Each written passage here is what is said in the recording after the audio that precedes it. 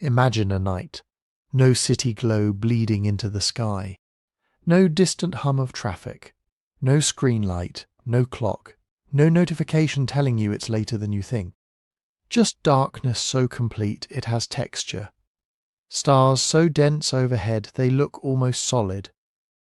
And somewhere beneath them, a small group of people huddled close around a fire, listening to sounds in the dark they don't have words to name. That's the world we're going back to tonight, not metaphorically. Not in any abstract sense, actually back 100,000 years ago. Before agriculture, before pottery, before the first city, the first written word, the first wall built to keep danger out. Back to when being human meant something rawer and more immediate than almost anything most of us have ever experienced. Here's the question I keep coming back to. What was the hardest part? Not just the most dangerous, because danger is almost too simple. You can measure danger, you can count predators and track disease and catalogue injuries. But hardness, the felt experience of a life pressed up against its own limits, that's something different. That's what we're really after tonight. Was it the hunger? That grinding, focus-stealing, personality-changing hunger that doesn't arrive and leave like modern hunger does, but settles in for days at a time? Was it the exposure, the cold that creeps in at 3 a.m. when the fire has dropped and there is nothing between you and the wind but animal skin? Was it the fear? Not the clean, manageable fear of knowing something is dangerous, but the older kind, the kind that lives in your body before your brain has finished processing what your ears just heard. Or was it something less obvious? The social pressure of a group so small that one serious argument could cost you everything. The grief of losing people with no framework to understand why. The uncertainty of waking up every single day without any reliable way to know what was coming. We're going to test all of these tonight. We'll move through the physical hardships, food, water, cold, injury, illness, the things that could kill you or slowly wear you down. And we'll move through the interior ones too, the fear, the grief, the social tightrope, the enormous cognitive weight of living a life where almost nothing is guaranteed. By the end, we'll try to weigh them against each other and ask honestly, which was hardest? Now I want to be clear about something before we go further. The fossil record from 100,000 years ago is genuinely remarkable in some ways, and genuinely silent in others. We have bones, tools, hearths, the preserved traces of real lives. Archaeologists and paleoanthropologists have spent decades piecing together what daily existence likely looked like, and their work is extraordinary. But there are things the record simply cannot tell us directly. We can't know exactly how a person felt waking up cold and alone on a dark hillside 100,000 years ago. We can't know the specific texture of grief in a group with no written language and no burial record to examine. Where the evidence goes quiet, we'll say so. We'll use careful inference, evolutionary reasoning, and what we know about modern hunter-gatherer communities who still live close to those older rhythms. We'll try to imagine honestly rather than romantically, because the goal here isn't nostalgia, and it isn't horror either. It's understanding, real understanding of where we came from, what it cost to get here, and maybe, quietly, a slightly different relationship to the ordinary comforts surrounding you right now. So settle in. If you're in bed, let the weight of the blanket register for a second. If there's warmth around you, notice it. That warmth is not nothing. That warmth is, in a very real sense, everything our ancestors were working toward on every cold night for hundreds of thousands of years. Before we go back, I want to do something I always do. Drop a comment and tell me where you are and what time it is right now. It genuinely surprises me every time. Stockholm at midnight. Lagos at 6 a.m. Sao Paulo somewhere in the deep middle of the night. All of you awake or nearly asleep, listening to a story about people who never could have imagined you. There's something about that I find quietly extraordinary. All right, 100,000 years ago, let's meet the people who made us possible, and let's find out just how hard it actually was to be them. So who are you exactly? In this story, in this night, in this version of the deep past we're building together, you are Homo sapiens, anatomically modern or close enough that the distinction wouldn't matter to you. Your skull, your hands, your vocal tract, the basic architecture of your brain, these are recognizably human. If someone cleaned your skeleton and laid it next to a person who died last year, a trained eye could tell the difference, but only just. You are not a primitive. You are not a missing link. You are a fully realized human being, capable of love and planning and memory and regret, living in a world that asks more of those capacities than almost anything that will come after. The time frame matters, and it's worth being precise about. 100,000 years ago sits in a period archaeologists call the Middle Stone Age in Africa, or the Middle Paleolithic more broadly. This is before the great behavioural explosion that happens around 50,000 years ago, when symbolic thinking, elaborate art, long-distance trade networks, and complex ritual seem to suddenly accelerate in the record. Whether that explosion reflects a true cognitive leap, or simply a change in what got preserved, and what we found is still genuinely debated. What we can say is that 100,000 years ago, you were already using hafted tools, managing fire with real sophistication, and living in social groups complex enough to require serious negotiation. You are not quite the same as the person painting caves at Lascaux 60,000 years later, but you are unambiguously their ancestor, unambiguously capable. Geographically, you are most likely somewhere in Africa. Perhaps the southern tip, where the Cape Coast offered a rich and relatively stable resource base during climate fluctuations. Perhaps East Africa, around the Great Rift Valley, where some of the oldest modern human fossils have been found. Perhaps North Africa or somewhere in between. Small populations of early Homo sapiens may have already pushed into the Levant and the Arabian Peninsula by this point, following resource corridors when conditions allowed. The world was warmer and wetter in some periods, cooler and drier in others, and your people moved with those rhythms, following the land's generosity, rather than asking it to stay still. Your group is small. This is not a romantic detail, it's a structural fact of your existence. Somewhere between 20 and 50 people is a reasonable estimate for the band you travel and sleep and eat with daily. Your core group might be even smaller than that during lean seasons, splitting off to cover more ground. Extended kin networks connect you to other groups across potentially vast distances, people you might see seasonally, people whose children your children might eventually marry. But your day-to-day world is intimate in a way that is almost impossible for most modern people to fully imagine. You know everyone around you completely, their habits, their moods, their weaknesses, their histories. There is no stranger in your daily life.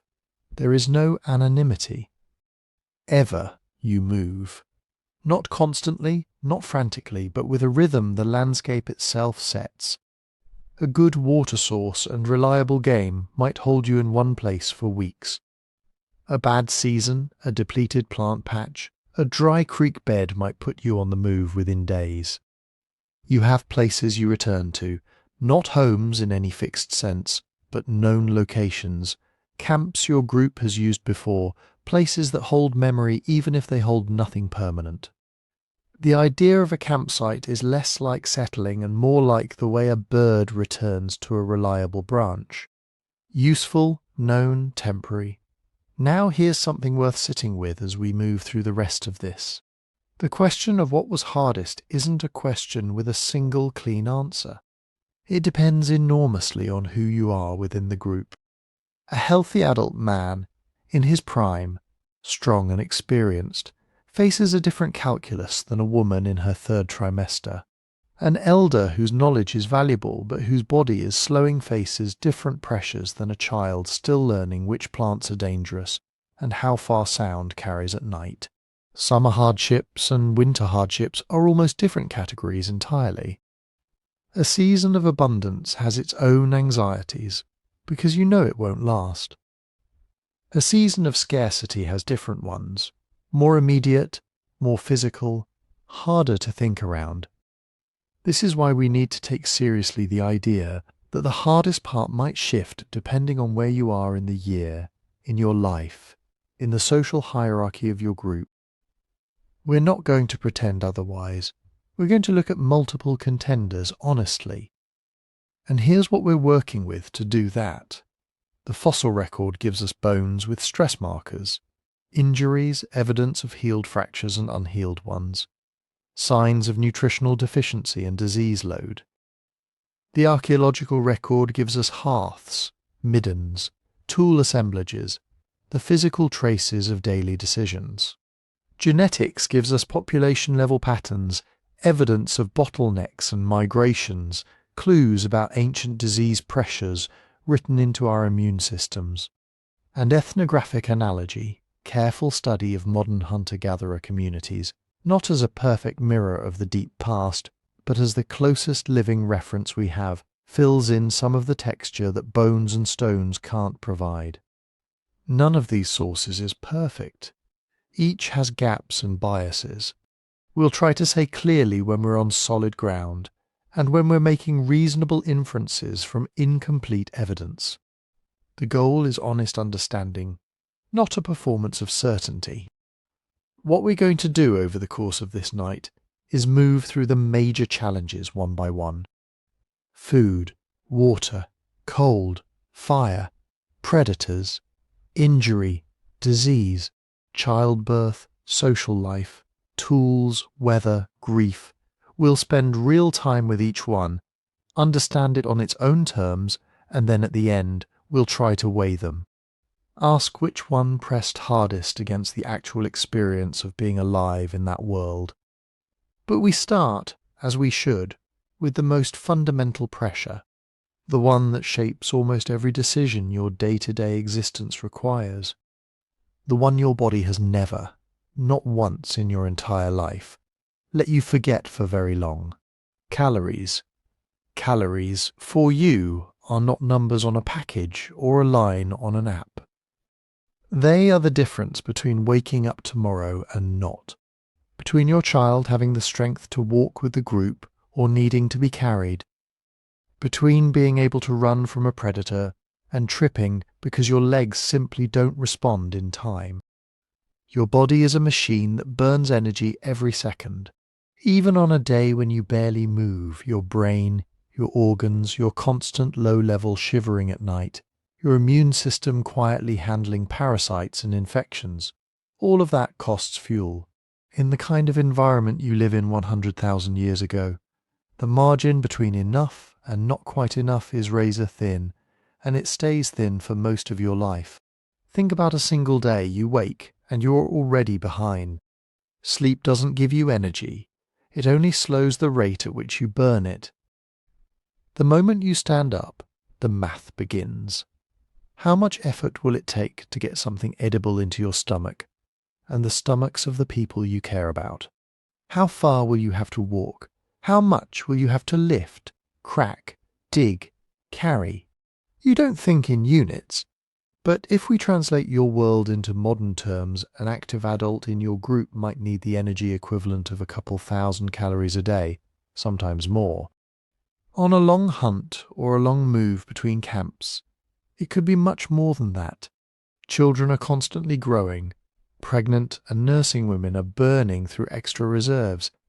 Elders may need less overall, but they're also more fragile when intake drops. Your group as a whole has a daily bill that must be paid in meat, roots, seeds, insects, shellfish, fruits, tubers, marrow and fat. There is no pantry, no field of grain quietly filling in while you sleep, no freezer with a month's worth of meals. There might be a few caches, meat dried and hidden in a crevice, nuts stored in a hollow tree, bones left in a known spot for later cracking. But these are small buffers, not real reserves. A failed week is not an inconvenience. It is the beginning of weight loss you can ill afford. The landscape helps sometimes. That's the part we tend to romanticize. A coastline at low tide, scattered with shellfish you can pick up with bare hands. A grove heavy with seasonal fruit. A river full of fish moving upstream in such numbers you can almost grab them. These moments do exist, and when they come, your group eats deeply. Faces are full and greasy, bellies ache not from emptiness but from abundance. But the generosity of the land is never unconditional, and it is never constant. The same spot next month may be empty. The same river might be low and silent. The same coastline might be hammered by storms, the shellfish beds ruined by disease or cold. Seasonality rules everything. In many regions there is a pattern your people have learned to follow. A wet season where plant foods are easier to find, animals fatter, and a dry season where you lean more heavily on stored fat, hard-to-dig roots, whatever small game you can flush from the brush. And then, layered on top of the predictable patterns, there is chaos. A late rain, an early frost, a fire that sweeps through just before a nut crop comes ripe. Herds shifting their migration routes for reasons you can't see. A disease wiping out rabbits or antelope in a valley you've depended on for years. From a modern perspective, these are fluctuations in climate and ecology. From your perspective, they are sudden collapses of the world's reliability. This is where the tyranny of calories really tightens, because every choice you make has an energy cost and an energy gamble attached. The big animals, for instance, are walking treasure chests. A large antelope, a zebra, a young buffalo. One successful hunt could feed your group for days if you can process and protect the meat fast enough. The fat alone could mean the difference between surviving the next lean stretch and not. But hunting big game is dangerous, and it is expensive in energy. You might track for hours or days. You might sprint, throw, struggle, get injured. You might fail, returning to camp more exhausted, more depleted, with nothing to show for it. On the other side of the ledger are the small, steady foods. Insects you can gather with little risk, shellfish on the coast. Small animals trapped or clubbed, roots you can dig, seeds you can winnow, plant bulbs you know from years of watching the land. These are more reliable, but they are rarely abundant enough at once to feel transformational. A day's work digging tough underground tubers with a sharpened stick might barely match the calories you burn to get them. But you do it anyway, because the alternative is doing nothing, and doing nothing is a luxury you never truly have. Modern hunter-gatherer studies suggest that groups like yours often balance these choices constantly. Some days are primarily plant days. Women, older children, and sometimes men ranging out to gather greens, seeds, fruits, digging and carrying back loads that seem small but add up when you consider the whole group. Other days are hunt days, where able-bodied adults risk more in the hope of bringing back something large.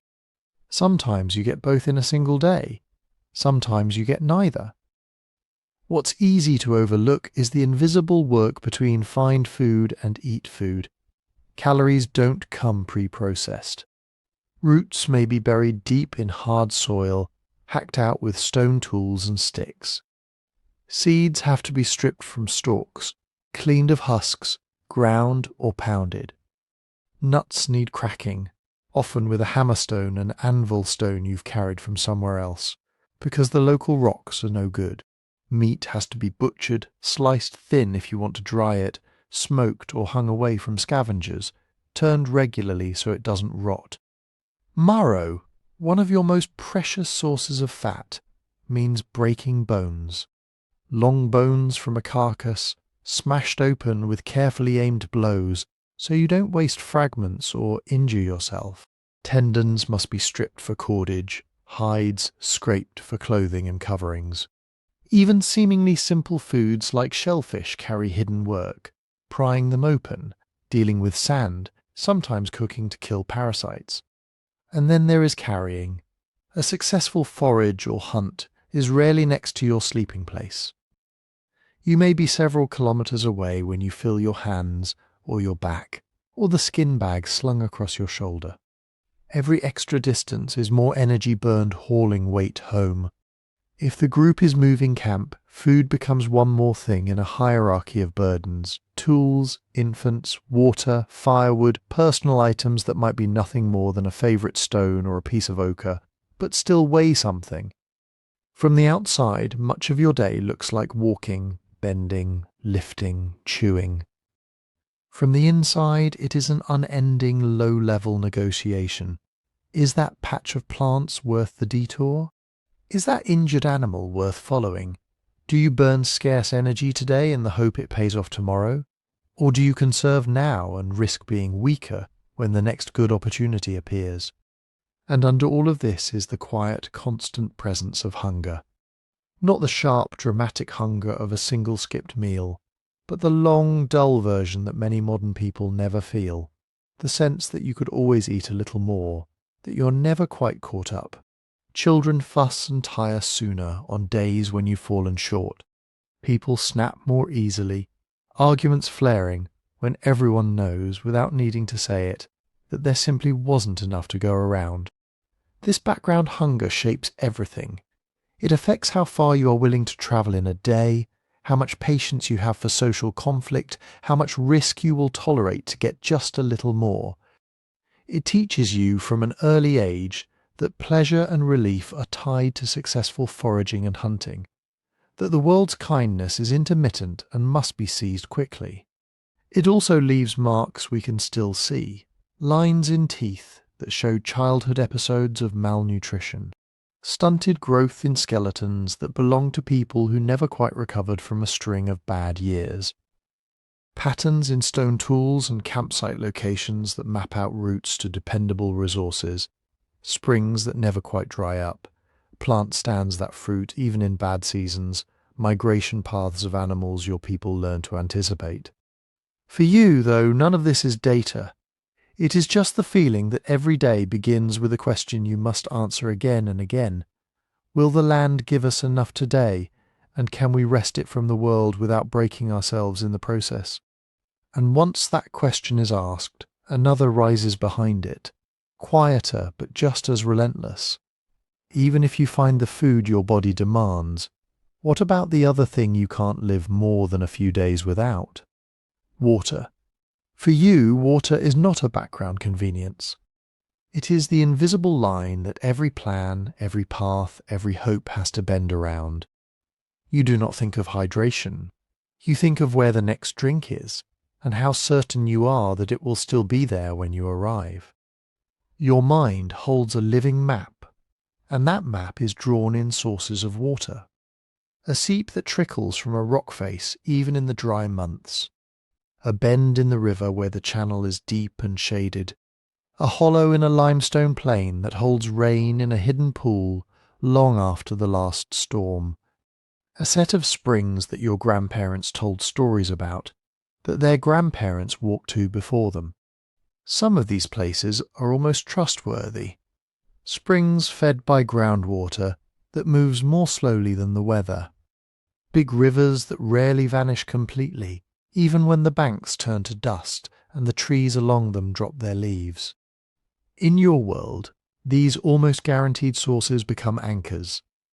Camps return to them again and again, seasons and years tracing loops that always curve back to the same wet places. Others are gamblers' bets, seasonal pools that appear like miracles after the rains, spreading out across low depressions and abandoned riverbeds, glittering in the brief green months. You drink deeply there when you can. You hunt the animals drawn to them. You gather the plants that spring up along their edges. But you never forget that they are temporary.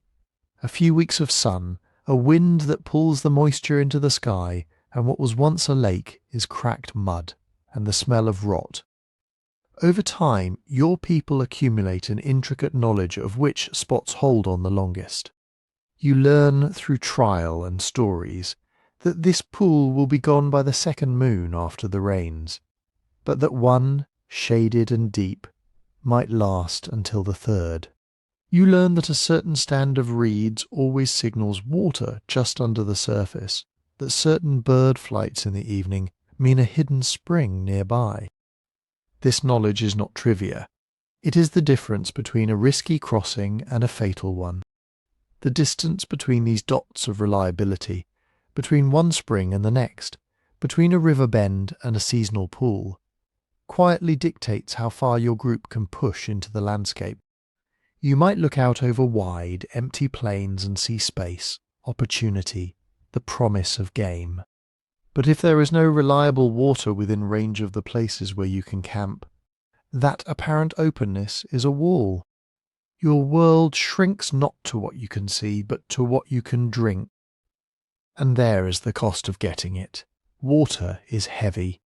For a modern person used to taps and bottles, this is an abstraction. For you it is the feel of straps digging into your shoulders, of tendons in your hands burning as you grip a full skin or a gourd. 1 litre of water weighs about a kilogram. Your group might need dozens of litres a day, more in heat, more if you have a long move ahead.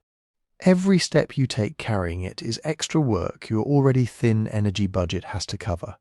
So the time cost of water becomes its own quiet tyranny. If your camp is close to a reliable source, a spring at the base of the slope, a river just beyond the trees, you are rich in a way that is hard to overstate. Children can be sent on short trips to fill small containers. Adults can make multiple walks in a day without burning themselves out. You can wash more often, cook with more water, perhaps even soak roots or seeds to make them easier to eat. When water is far, everything changes. A good part of the group's day may be spent on nothing more than walking to water, waiting in turn if others are there, filling what you can carry, then walking back. This is time you're not hunting, not gathering, not tending to tools or fire, not resting. It is also exposure. Open ground between camp and water is where predators watch for patterns, where rival groups notice your regular movements. Sometimes the solution is to move camp closer, but moving camp has its own price. Firewood, shelter, cached food, knowledge of local plants and hiding places, all of that is tied to a particular spot. To tear yourself away because the nearest water is slowly turning to mud is never a simple decision. People argue over it. Some want to leave early before things get desperate. Others cling to what is known, hoping for a change in weather that may or may not come. Even when you reach water, the question is never just, is there enough? It is also, what will it do to us? Most natural water sources in your world are alive, not just with fish and insects, but with microscopic organisms your eyes can't see. Parasites and pathogens that ride in on animal dung, that multiply in warm, slow-moving pools, that flourish in water fouled by too many thirsty mouths. You learn certain rules, avoid drinking downstream of where animals wade and defecate, if you have a choice. Prefer flowing water to still, scoop from the clearer top layer instead of digging into the sediment. In some regions, your people might learn to let water sit so heavier particles settle, or to use certain plants that seem to sweeten or clarify it. In others, water is often warmed near the fire, killing some, but not all, of what might harm you. But you do not control every variable. In dry times, the only water left may be a shrinking puddle trampled by hooves, buzzing with insects, ringed by the tracks of everything that comes to drink in the night. You can smell that it is bad. You know that stomach cramps and diarrhea follow from places like this. You may even remember particular outbreaks, when many in the group were sick at once. And still, you drink. Because the alternative is to ration to the point of hallucination, of cracked lips and thickened blood, of elders and small children growing quiet in a way that scares everyone. Thirst has its own edge of panic, a rising desperation that makes even foul water look like salvation. You don't weigh safe against unsafe, so much as sick later against dying soon. These dangers turn water sources into social pressure points. You are not the only humans who know where the best springs are, where the river can be easily accessed, where the last wet places survive at the tail end of the dry season. Other bands have their own mental maps. In good years, when rains are generous and pools are many, your paths may never cross. But when things tighten, paths converge. You arrive at a spring and find another group already there. Perhaps you know them, distant kin linked by marriages or old alliances. Perhaps they are strangers. Either way, everyone is doing the same fast calculations. Is there enough water here for both groups? For how long? Can you share the shoreline without crowding? Do you trust them near your children, your tools, your food? Negotiations might be as simple as a nod of recognition and a quiet agreement, unspoken but understood, to keep some distance. Your people drink, fill containers, move a little away to camp, leaving room for the others to do the same. Maybe there is trade stone from one region exchanged for shells or pigments from another. Stories are told, information about distant places, migrating herds, unusual weather passes between groups. In times like this, water becomes not only a resource but a network node, a place where information flows alongside the current. But it can also become a fault line. If the spring is weak, if the dry season has gone on longer than anyone expected, if someone from one group feels slighted or threatened by someone from the other, tension can rise very quickly. Who fills first? Who gets the cleaner side of the pool? Who let a child disturb the mud, just as someone else was scooping? Most of the time, everyone knows that open conflict is dangerous. Injury sustained in a fight can be as deadly as any disease. People swallow their anger, pull back, move on earlier than they'd like, hoping to find another less crowded source. But not always. Archaeological evidence from later periods suggests that some of the earliest organized violence between groups may have been tied to access to water and other key resources. Even if that is difficult to prove for your exact time, the logic is hard to escape. When the stakes are survival over the next few days, tempers can flare in ways that echo for generations. Because of all this, water doesn't just shape your day, it shapes the pattern of your life. Where you place your sleeping place is, first and foremost, a decision about water. Too close to a river, and you risk floods, cold damp air, and being on the path of every animal that comes to drink. Too far, and you commit yourself to long hauls that wear everyone down. So you compromise within a practical walking distance, on slightly higher ground, perhaps with some natural shelter or a line of trees between you and the water's edge. Your daily routes are traced between these two poles, where the calories are and where the water is. You might walk out in a fan from camp in the morning, foraging as you go, but as the day warms, your path arcs back toward the river or spring. Hunting parties track game with an eye on how far they are from a known source, how much water they have to carry, how the heat will sap strength. Even decisions about when to move to a new camp are timed around how a particular water source is changing, its flow weakening, its edges retreating, the mud at its margins creeping inward. In wetter regions, with more reliable rainfall and numerous streams, the constraints loosen a little. Your group can afford to be more flexible, to explore further from the main rivers, to camp in places chosen for other advantages, good vantage points, better hunting grounds, shelter from wind. In drier zones or in years of failed rains, everything tightens. Camp clusters closer to the last reliable pools. Foraging radii shrink. Journeys between known sources become carefully planned expeditions, not casual walks. Over many generations, these patterns leave traces.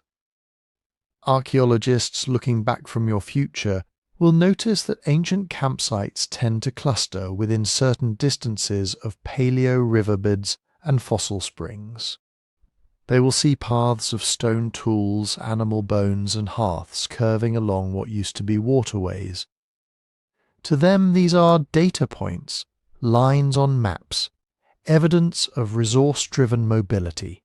To you, living inside it, it is simply the way things are. The background rule you rarely name but always obey. You can chase food, you can gamble on a hunt, you can risk a new valley. But somewhere in the back of your mind, every day, a quieter question shapes your choices. If we go there, if we stay here, if we push just a little farther, where will we drink? If water draws the lines of where you can live, air draws the terms of how you feel while you're living there. Not the gentle, invisible air you're used to, humming quietly through climate control and sealed windows. Air as temperature, as moving wind, as needle-fine rain that finds its way down your neck and into your bones. As cold that doesn't just sting your skin for a few minutes on a short walk, but settles over your entire life for months at a time. Shelter in your world is not a building, it's a negotiation with the sky. Sometimes you get lucky. You find a rock overhang that faces away from the prevailing wind, its ceiling jutting out just enough to keep most of the rain off. The ground beneath is a little higher, a little drier, studded with old charcoal from fires lit there by people long before you. Caves and deep shelters like this are prizes. They become seasonal homes, places your group returns to again and again, the soot on the roof darkening layer by layer with each generation. But rock shelters are not evenly sprinkled across the landscape. They are gifts of particular geologies, cliffs here, limestone there, volcanic tuff somewhere else. In many regions there are no caves at all. Trees may be scattered, not dense enough to weave strong roofs. The ground may be too flat, too exposed, too wet when it rains. In these places, shelter is what you can improvise quickly with what's at hand. You learn to read the land not just for water and food, but for anything that can break the wind. A thicket of shrubs on the lee side of a rise, a line of boulders that blocks the worst of the gusts. The curve of a dry riverbank that lets you tuck your sleeping places a little below the level of the ground, where the air is calmer and the fire's heat is trapped. Around that chosen spot you build just enough. You lean branches against a fallen trunk to make a rough screen. You pile grasses and leaves against the gaps. You drag in dead wood and scrub to make windbreaks. In some regions you might know how to anchor flexible poles and cover them with hides, making low domed shelters that can be taken down and moved. In others, shelter might be nothing more than a careful choice of hollow, plus a fire, plus bodies pressed close together under shared coverings. However ingenious these solutions are, they are thin compared to what you might imagine as indoors. A strong wind still slides under and around them. Rain, if it falls long enough, finds every opening. Cold seeps up from the ground through whatever you're lying on. Leaves, grass, old ash, a few flattened branches. The line between inside and outside is blurry. The night comes right up to you and settles on your skin. Staying warm is not primarily about heating the air. It's about what stands between you and losing heat too fast. 3 enemies matter most: moving air, water, and contact with cold surfaces. Wind strips away the thin layer of warmth your body creates around itself. Water pulls heat from you much faster than dry air.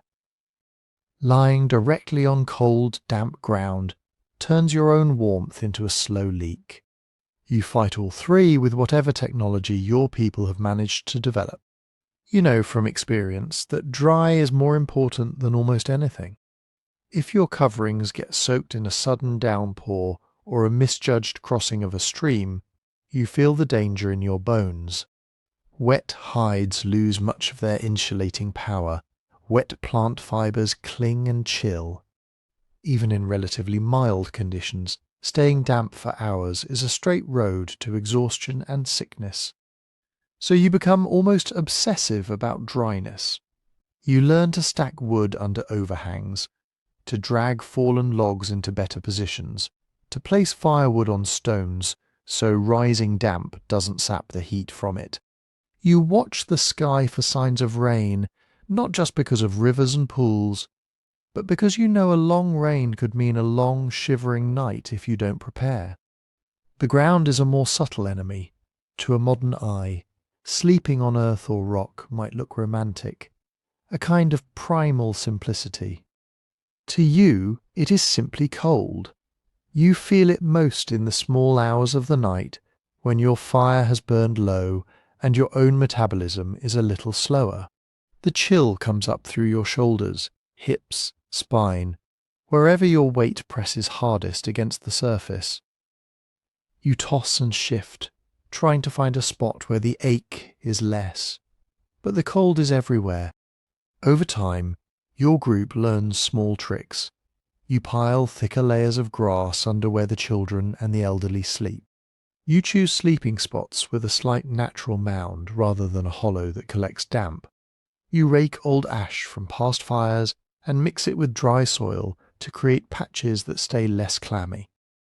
In colder climates, some groups may dig shallow pits and line them with insulating material, or use heated stones taken from the fire to warm the ground before lying down.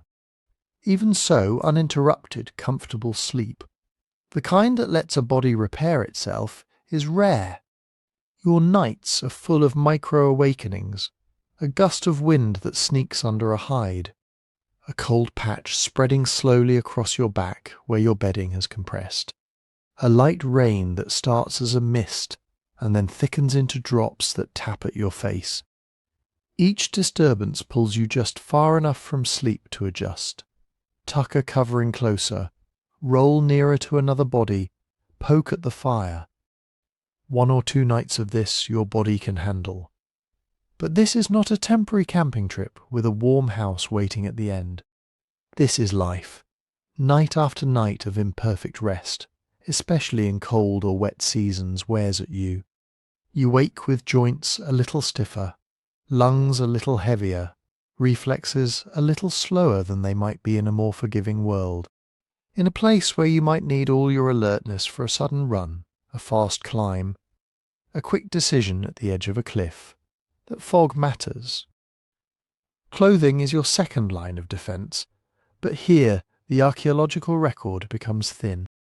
Most of what you might wear is made of things that rot: animal skins, plant fibres, sinew, soft bark, maybe even woven grasses. These do not survive well for 100,000 years.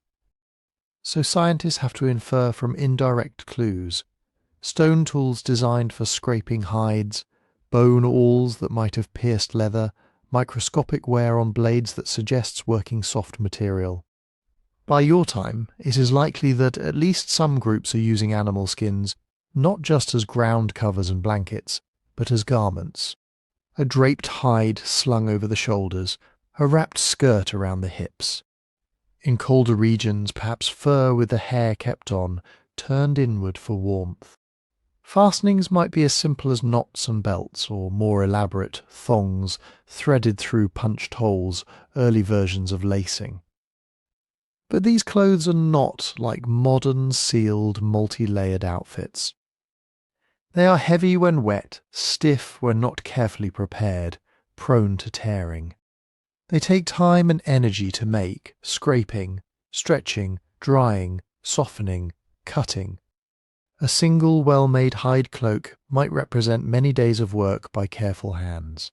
Losing one to a river crossing gone wrong, or to decay after too many days of rain, is a serious blow.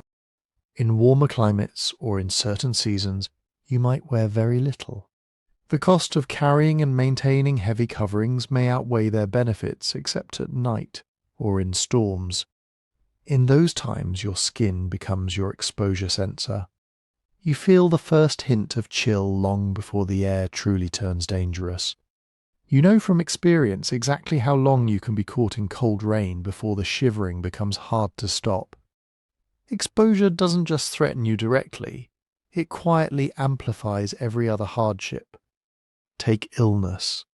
A minor respiratory infection in a modern setting is a nuisance, uncomfortable, tiring, but usually manageable with rest in a warm room, dry bedding, access to soothing drinks. In your world, a cough in the dry season can turn into a desperate struggle in the wet, when every night leaches heat from your chest, when the air alternates between chill wind and heavy fungus-laden damp. A child with a fever cannot be simply kept warm in a controlled space. You do what you can, more bodies around them, more fuel fed to the fire, but drafts still snake through, embers die unexpectedly, rain hisses on the coals and fills the shelter with steam. Or consider injury. A twisted ankle, a cut, a healing bone, all of these need rest.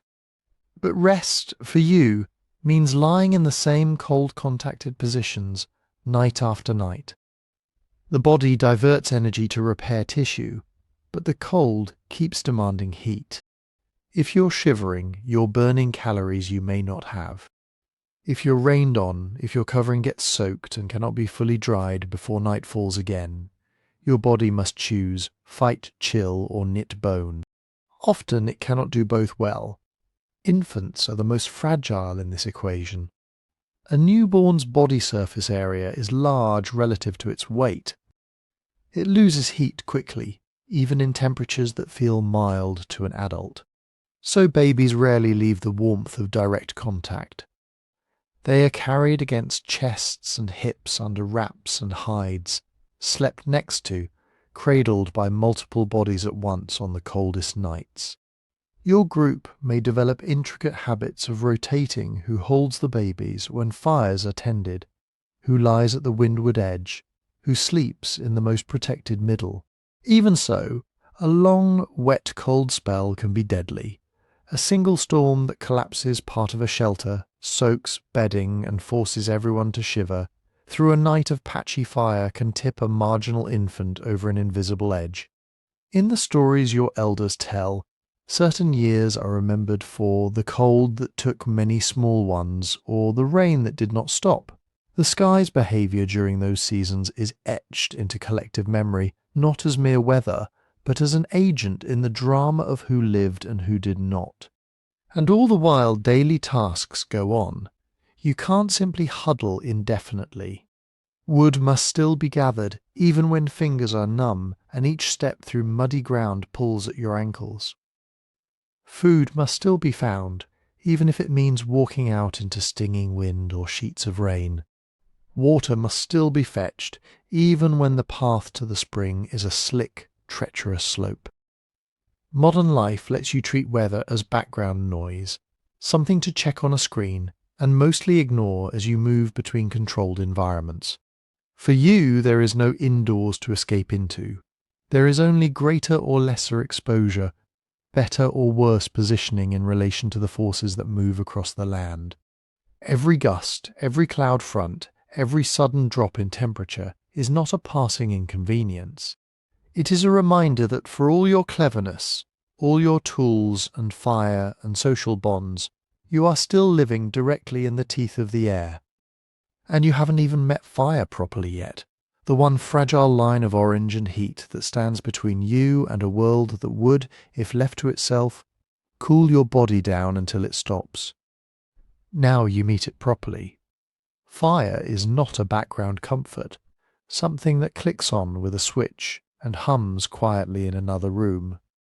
It is a living thing your group depends on, a fragile strand of controlled catastrophe that you must feed, manage, and never, ever take for granted.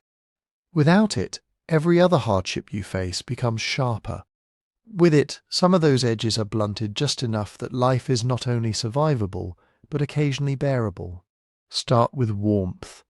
In the coldest seasons, fire is the difference between a long, miserable night and a short, lethal one. Its heat doesn't fill a room the way a heater might.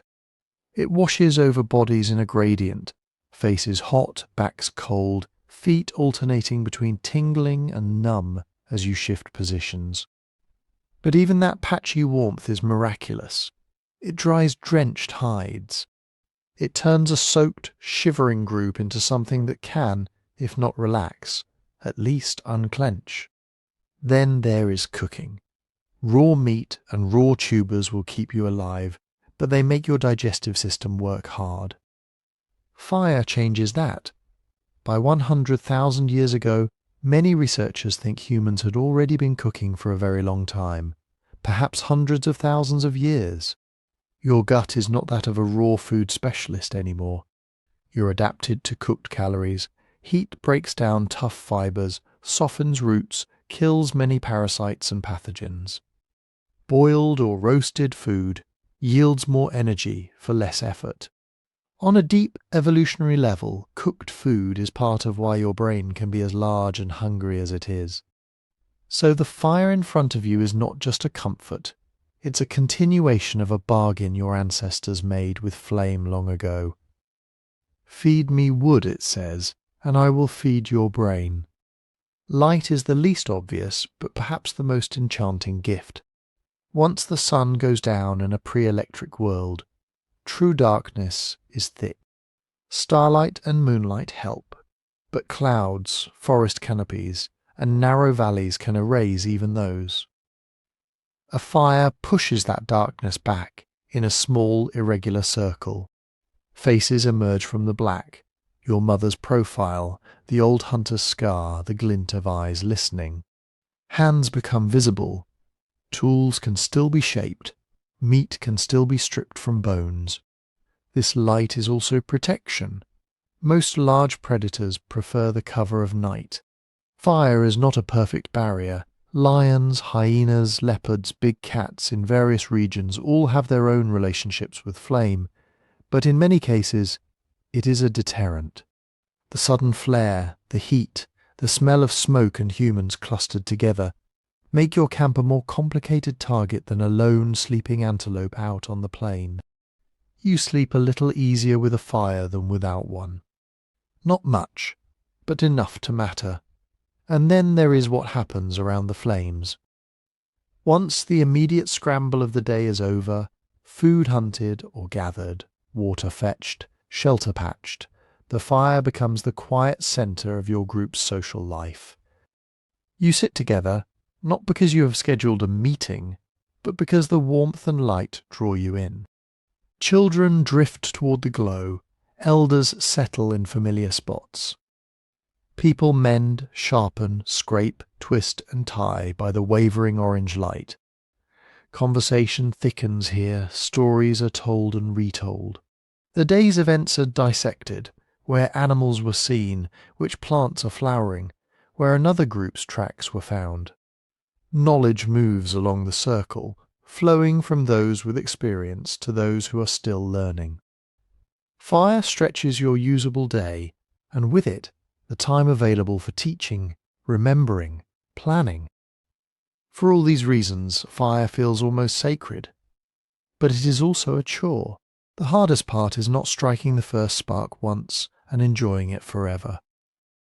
It is keeping that spark alive, day after day, through rain, wind, distraction, and exhaustion.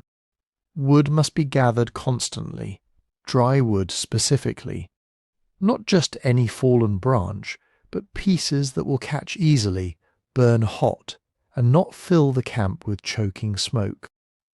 You learn to read dead trees the way you read animal tracks. Light, hollow sounds when tapped mean drier wood. Fungi and soft rot mean disappointment. Bark that peels away with a snap rather than a stretch hints at the right stage of decay. On some days fuel is everywhere, a landscape littered with fallen branches, scrubby plants dried by sun and wind, driftwood along a riverbank. On other days, especially after long wet spells, dry fuel is a treasure. You walk farther, you carry heavier loads, you split damp pieces to get at the drier heartwood. You cache bundles of kindling under rock ledges in crevices, tucked into hollow logs, hoping they will be there and dry when you need them. Tending the fire is its own ceaseless attention. You can't walk away and expect it to stay on. Wood burns down. Coals thin out. A gust of wind can suddenly fan a quiet fire into a dangerous blaze, or, if the conditions are wrong, scatter ash and embers and leave you with a dull, lifeless grey. Someone is always watching, not necessarily hovering, but glancing over, judging the state of the coals. Kids learn early how to poke a fire safely, how to nudge embers together, how to feed in small sticks before larger logs. Adults have an internal clock for when to add fuel, when to rake coals apart to reduce sparks, when to bank them into a tight, glowing pile to last the night. Night is when the responsibility feels heaviest. You don't want the fire roaring too high. It wastes wood and can throw sparks into bedding. But you also can't let it go out. So you bank it. You pull coals into a dense cluster, sometimes cover them partially with ash to slow their burning, and add a final load of heavier wood that will smoulder slowly. Then someone or several someones sleep lightly. They wake at small sounds, the shift of a log collapsing in on itself, the hiss of a sudden flare if a wet piece of fuel steams and pops, the faint silence that means the crackle has died down too far. A hand reaches out in the dark, feeding in a branch almost by feel. Embers are coaxed back to orange life with a breath. Losing the fire is more than an inconvenience. It can be a quiet catastrophe. If your group has mastered reliable fire-making, rubbing wood, drilling with a bow, striking certain stones against each other for sparks, the loss is manageable, but it still costs time, energy, and precious dry tinder. If your people are still mostly dependent on natural sources, lighting struck trees, slow-burning peat, or coals carried from older fires, then letting your last ember die could mean days or weeks of cold nights until new fire can be found. Even when you do know how to make fire, success is not guaranteed. Friction fire, for example, demands very particular conditions. The right wood, not too hard, not too soft, the right dryness, the right shape of board and spindle, the right speed and pressure. Your hands or the bow cord must move steadily even as your muscles burn. The powder that collects must be fine, dry, and hot enough to catch. Then you must transfer that tiny, fragile coal into a nest of tinder. That itself must be perfectly prepared. Shredded fibres, dried slivers, curled bark. If your hands are numb from cold, this is harder. If everything you own is damp, harder still. If it's windy, your embryonic spark can be stolen before it ever becomes a flame. In those moments, with the last light fading and the temperature dropping, fire isn't just a skill, it's a test of nerves. Smoke adds another layer of compromise. In an open camp, much of it drifts away on the wind. But in rock shelters and caves, the best places for blocking rain and wind, the smoke has fewer places to go. It pools under roofs, eddies along ceilings, creeps into eyes and lungs.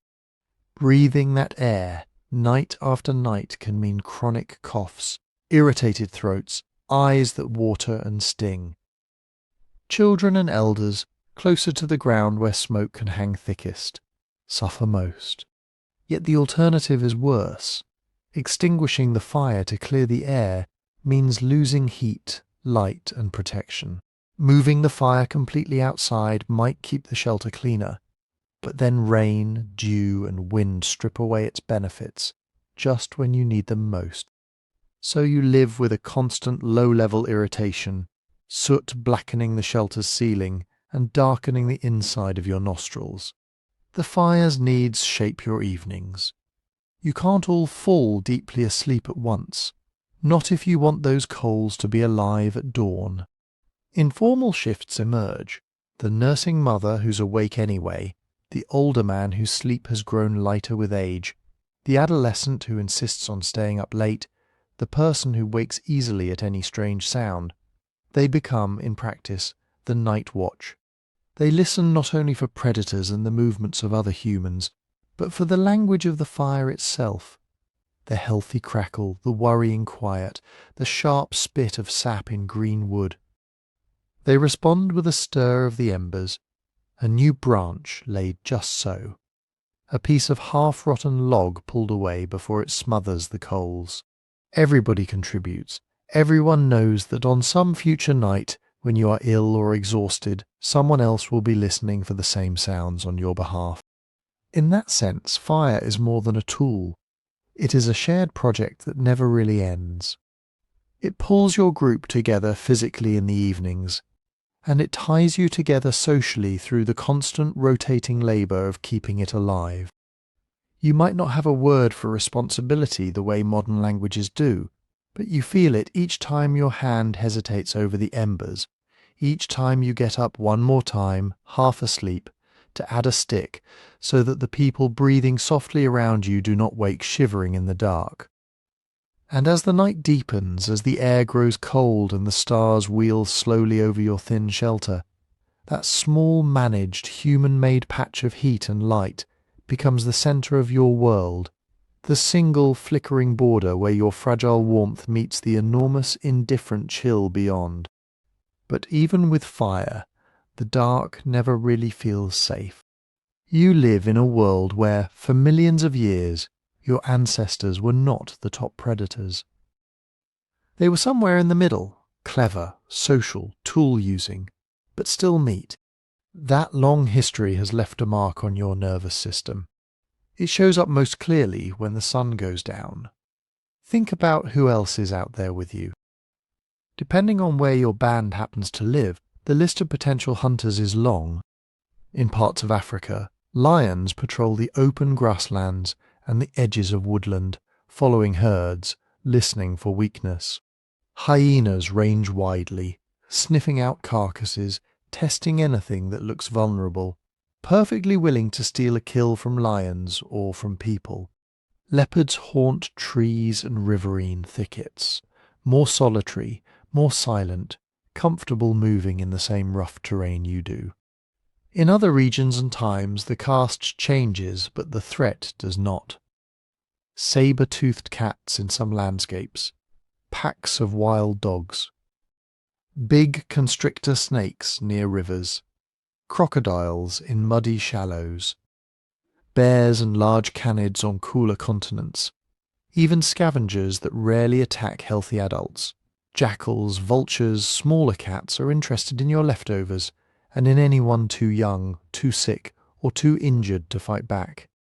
By 100,000 years ago, humans have better tools, better cooperation, and more experience with these animals than earlier hominins did.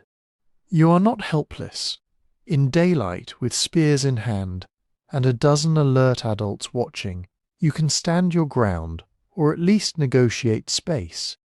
You can shout, throw, bluff, threaten. Often predators back off. You are not worth the risk, but predators are patient. They do not need to win a battle with your whole group. They need one mistake. Night is when those mistakes tend to happen. When true darkness settles, clouds over the moon, no firelight beyond your little camp. The world compresses to a few meters of dim awareness.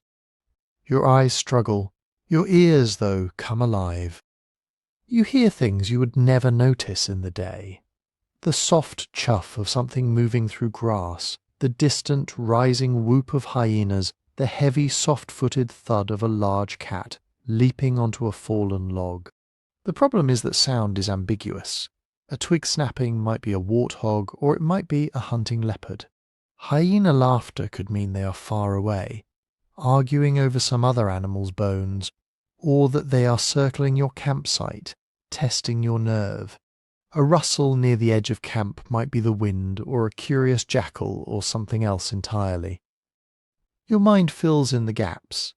You learn to interpret patterns, the difference between hooves and paws, the rhythm of browsing versus stalking, but there is always uncertainty. That uncertainty is its own form of burden. Every night your body reacts as if each strange sound might be the worst-case scenario, because, once in a while, it is. So your group organizes itself around that risk. Where you sleep is not random. Adults tend to form an outer ring. The strongest, most experienced hunters often end up on the edges, closer to the dark. Children sleep toward the center, nestled among bodies that can react quickly if something goes wrong. Injured people, pregnant women, elders with slower reflexes, they are usually pulled inward too, where others can shield them. Fire placement is part of this geometry. You don't just light a blaze and wander off. You think about the direction of likely approach. Is there a game trail nearby? A narrow ravine predators might use as a corridor? Dense brush that could hide a stalker until it's only a few steps away? You might build the main fire slightly upwind, so its smoke and scent drift toward likely predator paths, announcing your presence. You might keep smaller embers or torches at the far edge of camp, ready to be waved, thrown, or kicked into sudden brightness if something approaches. Sometimes you might even move the fire a little away from the densest sleeping cluster, creating a misleading center of activity to draw curiosity away from the most vulnerable. Lookouts are not exactly soldiers, but they exist. They are the ones who naturally sleep lightly, who wake at any change in the rhythm of the night. An older hunter whose body no longer chases game at full speed, but whose ears and memory are sharp might sit half-dozing near the fire, turning his head at every distant call. A teenager eager to prove usefulness may volunteer to sit up, spear across the knees, watching the circle where firelight dies into dark. No one stays fully alert all night without consequence. But no one truly relaxes either. Sleep comes in shallow layers interrupted by brief wakings to shift position, to listen more carefully, to reassure yourself that the breathing around you is still steady and that no new scent of cat or carrion has drifted in. Risk to children is the silent center of this vigilance. An adult is a difficult proposition for most predators, large, armed, surrounded by allies. A sleeping toddler at the edge of camp, though, is another matter. So you pull them close. You weave them into the middle of sleeping mats. You tuck them under your arm or leg, so that if they stir or are nudged, your body feels it instantly. Stories circulate of a leopard dragging a child from a neighbouring band's camp, of hyenas that carried off a newborn while the mother slept from exhaustion. Whether every tale is perfectly accurate doesn't matter. Their function is clear. They reinforce the rule that children are never left unattended on the fringes after dark, never allowed to wander out to relieve themselves alone, never permitted to fall asleep by the fire and stay there when everyone else moves. Injury reshapes everything too. A person with a badly twisted ankle, a festering wound, or a broken bone can't sprint, can't climb easily, can't dodge. Keeping them alive at night becomes a group project. Maybe the band chooses sleeping sites with better visibility rather than the very best shelter, because it's easier to see predators coming. Maybe they shorten daily movements so the injured one doesn't collapse far from safety before night falls. Sometimes, hard decisions loom behind the scenes. How far you can slow the group for the sake of those who can't keep pace when slowness itself invites risk. Predators are drawn to laggers, to stragglers who can't quite keep up with the protective centre of the group. Over time, the fear does not go away. It settles in. You grow up with these rules. Don't walk alone after dark. Don't sleep right at the edge. Don't ignore certain animal calls. Don't turn your back on that kind of silence. The constant undercurrent of watchfulness becomes normal, so much a part of life that you might not name it as anything special. Your heart eventually stops pounding at every hyena whoop. You can even laugh and mimic the calls around the fire. You learn which sounds usually pass without incident. You learn to fall asleep while someone else is on watch, trusting their ears the way they will later trust yours. Yet the cost remains, even when you no longer notice it. Chronic light sleep. Muscles always a little tense. A nervous system tuned toward quick activation. Dreams that tilt easily toward pursuit. Falling, teeth in the dark. Each individual night's fear might be bearable, even forgettable by morning. But layer thousands of those nights across a lifetime, across generations, and you get brains wired for vigilance. That wiring is part of why your ancestors survived. The ones who startled awake too easily, who erred on the side of hearing danger in a harmless rustle, who dragged the children in closer one more time before sleep. Those were the ones whose descendants are around to tell this story. Today, when a creak in a quiet house or a shadow in a dark street sends a flicker of adrenaline through you, some of that response is older than your species. It comes from nights on open ground, from grass whispering at the edge of firelight, from the knowledge felt in bone, not in words, that in this world you are not only a hunter, you are also always potential prey. And in the morning, when the sky finally pales and the predators melt back into their own hiding places, a different set of dangers returns with the light. Not claws and teeth, but stones and gravity, and the treacherous fact that a single misstep can change everything. Morning light feels safer, but it is not kinder. You live on your feet. Your whole survival system assumes you can walk, jog, climb, crouch, and spring at a moment's notice. Your food is out there, not stored in cupboards. Your water is often a long way from where you sleep.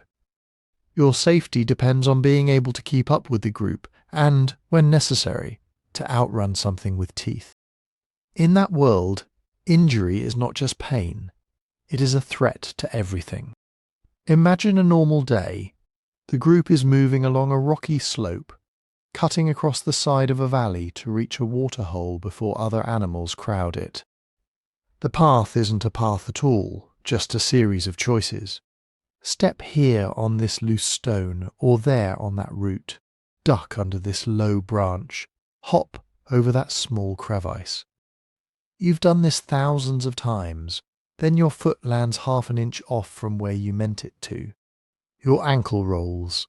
There's a hard, wet sound inside the joint, and a flare of pain so bright it makes you shout before you can stop yourself. You stumble, fall, scrape your hands open on sharp grit. The others stop, turn. Some come back to you. You try to stand. Tell them you're fine, that it's nothing, but when you put weight on that foot, it collapses underneath you. Maybe it's just a bad sprain, maybe somewhere in that twist a small bone cracked. Elsewhere, another version of you is tending a fire. A coal pops unexpectedly, a gust of wind drives sparks onto your bare forearm or thigh. Skin blisters in seconds. There is no tap to run cool water over the burn, no clean cloth to wrap it in. Someone might smear ash, or chewed plant pulp, or mud over it because their grandmother did, and sometimes that seemed to help. Or you are butchering an animal with a sharp stone tool you napped yourself. Your hands are slick with fat and blood. The edge slips. The gash is deep enough that you see yellow fat, red muscle, the white gleam of tendon. It bleeds hard and fast. There are no stitches, no surgical thread. Someone presses a wad of plant fibre against it, and you grit your teeth while the blood soaks through. Sometimes the danger arrives from outside. You misjudge the distance to a thorn bush and rake a deep groove down your calf. A panicked warthog slams into you as it bolts past, opening your thigh with a tusk. A startled antelope kicks out and shatters a wrist. A desperate baboon, cornered, bites the hand that's reaching for it. Later, when your group tells stories, the animals become symbols, angry, vengeful, cunning, but in the moment they are just strong and frightened, and your flesh is fragile. In a world without metal, glass, or machines, injuries are still everywhere. Cuts from stone tools and animal bones, sprains and fractures from falls on uneven ground. Dislocated shoulders from throwing, hauling and climbing. Burns from fire management and cooking. Bites and scratches from animals that do not want to die or do not want you near their young. Most of these are not spectacular. They are mundane, frequent, almost expected. What makes them terrifying is not the moment itself, but what comes after. There is no sterile anything, no antiseptic, no sealed bandages, no reliably clean water on demand. Your hands are coated in soil bacteria from digging tubers, smeared with animal fluids, streaked with your own sweat and the ash from last night's fire. When someone ties a strip of hide or plant fibre around your cut, that binding is already full of microscopic life. Most of the time your immune system copes. It fights back and the wound knits. But not always. Infection in your world is not an exotic complication. It is the default risk. A cut that would get a couple of stitches today and be forgotten in a week might, for you, become a slow, worsening disaster. The skin around the wound reddens, swells, throbs. It feels hot even when the air is cold. Pus gathers. The smell changes from blood and earth to something sweeter, foul, worrying. If the infection stays local, you might survive with a numb patch of scar tissue that pulls strangely when you walk. If it spreads up the limb into the bloodstream, you enter a different kind of lottery. You have no word for sepsis, but you know what it looks like: fever that does not break, shivering under skins even on warm nights, confusion, a staring look, a kind of slipping away. In a mobile life where the group cannot simply settle for weeks in one place to nurse you, the line between treatable and fatal is thin and mostly invisible. Broken bones tell a similar story. Archaeologists find ancient skeletons with ribs that healed after being cracked, forearms that once snapped and refused, skulls with thickened patches where fractures knit back together. These bones show that people did not always die when they fell from a tree or took a hard blow. They also show that survival required something rare in the animal world: ongoing care. A broken femur, the big bone of the thigh, is a good example. In the wild, among most mammals, a serious break, there is a death sentence. You cannot run, cannot follow the herd, cannot escape predators. But there are hominin fossils including from around this general period, with healed femurs. That healing takes months. For months that person could not have hunted effectively, could not have walked long distances, maybe could not even have stood. Yet they lived long enough for new bone to bridge the break. That means others brought them food. Others slowed their travel, or lifted them, or built simple stretchers, or chose routes that were easier to manage. Others cleaned wounds as best they could, changed bindings, watched for flies and maggots, sat awake when the injured one groaned through the night. When we see a fully healed, well-aligned fracture in an ancient skeleton, we are also seeing evidence of patience, of group resilience.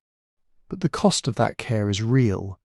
In a small band, every able body is part of the calculation that keeps everyone alive. If one adult hunter becomes semi-immobile with a broken leg, the group's total hunting power drops. If one expert gatherer cannot bend or walk far because of a back injury, knowledge sits temporarily unused. Food intake shrinks just as food demands rise, because now there is someone who eats but cannot yet contribute. Mobility itself becomes a negotiation. Your band may need to move because water sources are changing, because game is leaving, because another group has claimed the best shade. With an injured person, every move is harder. You plan day ranges around what they can handle. Instead of a long, efficient trek to where resources are best, you might do shorter, less optimal moves, staying in middling territory because it's what your injured member can endure. That mobility penalty has ripple effects. You arrive later at a feeding ground and find it already picked over by other animals or by other humans. You stay longer than ideal near one waterhole, drawing the attention of predators or rival bands. You harvest plants more intensely from a smaller area, risking depletion. Sometimes the hard question presses in. How far can the group bend itself around one wounded body before the strain threatens everyone? There are hints, from ethnographic studies of recent hunter-gatherers and from patterns in the fossil record, that the answer was not simple cruelty. People with long-term disabilities can show decades of survival. But there must also have been times when a group already hungry, with children to carry and elders to protect, simply could not slow any further. Then injury wasn't only physical suffering, it became a social crossroads. Will they wait for you, carry you, or leave you behind?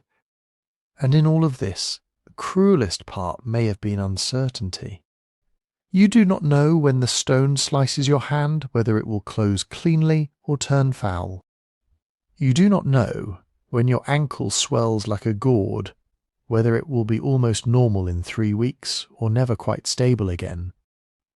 You do not know when a child falls from a low branch and lies stunned whether you are watching a brief scare or the beginning of a fatal brain injury. Your experience gives you patterns, wounds that look like this, sprains that felt like that, but each case is a new throw of loaded dice. Modern medicine is full of probabilities and prognoses. Your ancestors had only memory and guesswork. At night, when the injured one's breathing changes or a fever spikes, people murmur, shift, touch their forehead, feel for heat. They do what they can, offer water, shade, warmth, herbs whose effects they half understand. Then they wait, listening to the body decide. For the injured person, lying on a bed of leaves or folded skin, the world narrows. You hear hunting parties leave and return. Hear the rhythm of daily life continue without you. You feel the band's movements through your own body, being lifted, jostled, or simply left while others go and come back. You do not know if you will rejoin that flow limping but alive, or if this is the beginning of your story's end. In a universe where threats are everywhere, where famine and predators and storms can all kill you, injury has its own special weight because of that not knowing. A predator's attack is sudden, a drought is gradual, but widely felt. An injury sits somewhere between, a private catastrophe with public consequences, stretching over days and weeks, keeping everyone in suspense. Tomorrow you might be walking again, or tomorrow the group might wake to find your body cooling in the early light, and begin the difficult work of deciding what to do next with their grief, their memories, and the lessons your misstep has etched into their minds. And even if you do heal, you rarely go back to exactly who you were. The slight limp, the stiff wrist, the scar that pulls tight in cold weather, these are quiet reminders, carried for the rest of your life, that in your world, the distance between fine and finished can be as small as one bad step. Meanwhile, a different set of invisible threats has been gathering inside you all along. Not the obvious kind that comes with blood and bruises, but smaller, quieter enemies, parasites, fevers, coughs, that do their work without any fall or flame at all. You have no microscope, no germ theory, no word for infection that separates it from all the other ways a body can fail. What you have is experience. You know that sometimes a person grows weak without any obvious wound. Their stomach twists, They cannot keep food down, or they cough and cough until their chest hurts. A baby that seemed healthy one evening is dull-eyed and burning the next morning. A strong hunter slows, grows thin, and never quite returns to himself. From our vantage point, we can see the invisible cast of characters behind these stories. Bacteria, viruses, parasitic worms, protozoa. Your ancestors just knew that sickness could rise up from food, from water, from breath, from touch, from nowhere at all. Start with your gut. Your life depends on eating things that modern people, looking at them under bright kitchen lights, would never touch. Grubs in rotting wood, meat that has hung for days, drying slowly in the shade, fly eggs tucked into the creases, water scooped from shallow pools stamped with hoofprints, cloudy with mud and dung. Boiling can help, but firewood is precious and time is limited. Sometimes you roast, sometimes you smoke, sometimes you just eat quickly while the group is still near the kill and keep moving. Every bite is a gamble. Gastrointestinal illness in your world isn't a rare, unfortunate event. It is background noise. Loose stools after the rains begin, and runoff churns up every contaminant in the landscape. Periodic cramps when a plant you ate carried more than just nutrients. Occasional vomiting after meat that tasted a little off, but was too valuable to waste. Most of these episodes pass in a day or two. You know what it is to squat behind a bush over and over, wiping with whatever you can find, stomach clenching, legs shaky. Dehydration creeps in, but you drink when you can, and your body practiced at this recovers. Sometimes, though, it doesn't. Sometimes the diarrhea is watery and relentless, day after day. The person stops eating, then stops drinking as well, because even water comes straight back out. Their eyes sink, their skin loses its spring. In a hot climate, under a harsh sun, this path can carry someone from unwell to gone in a matter of days. You have seen that too. The lungs tell a similar story. You live outdoors, but not in some perfectly clean ventilated paradise. Nights are spent near smoky fires, in rock shelters where the air hangs heavy, or in thickets where every breath brings in dust, pollen, and tiny fragments of ash. Coughs are common, from inhaled smoke, from cold air, from dust raised by many feet. Often they're just an annoyance, but in a small, close-knit band, a respiratory infection that takes hold in one person has a good chance of visiting everyone. It starts with a scratchy throat, a feeling of heat behind the eyes. Then comes the cough, deeper now, painful. You wake in the night hacking, ribs aching, head pounding.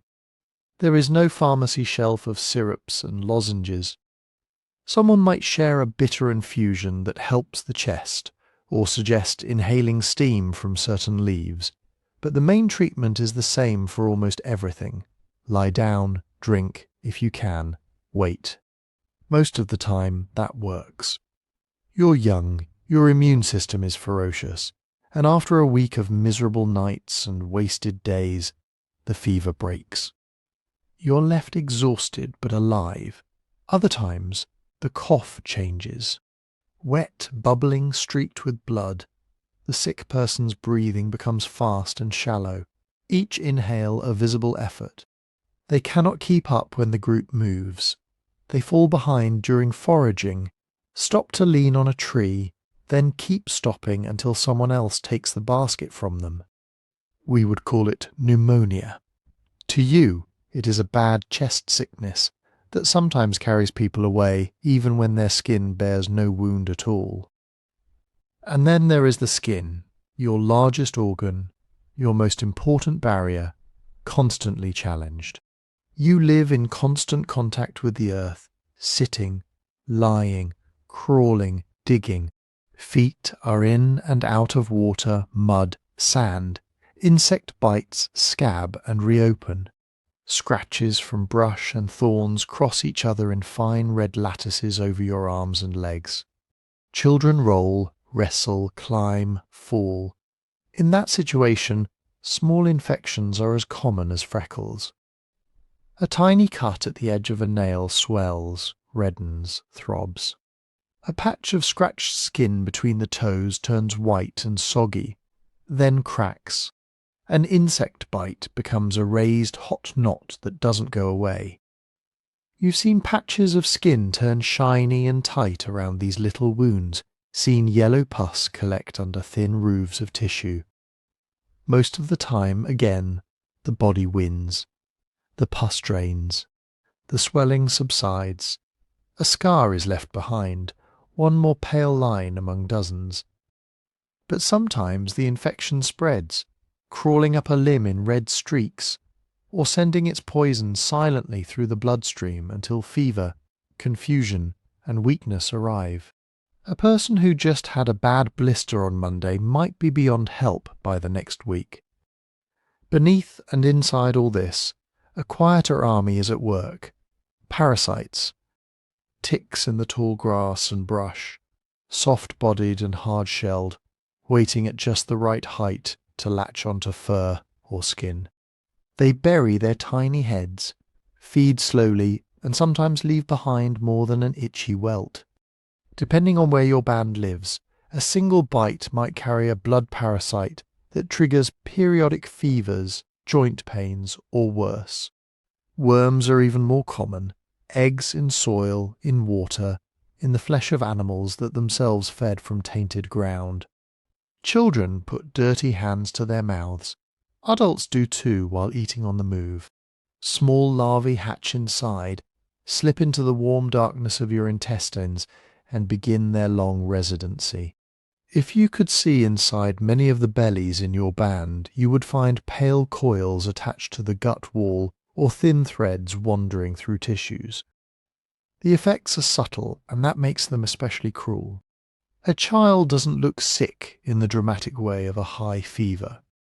They're just smaller than they might have been, often tired, often complaining of a stomachache. An adult gets used to a certain level of weakness, of always feeling a little empty even after eating.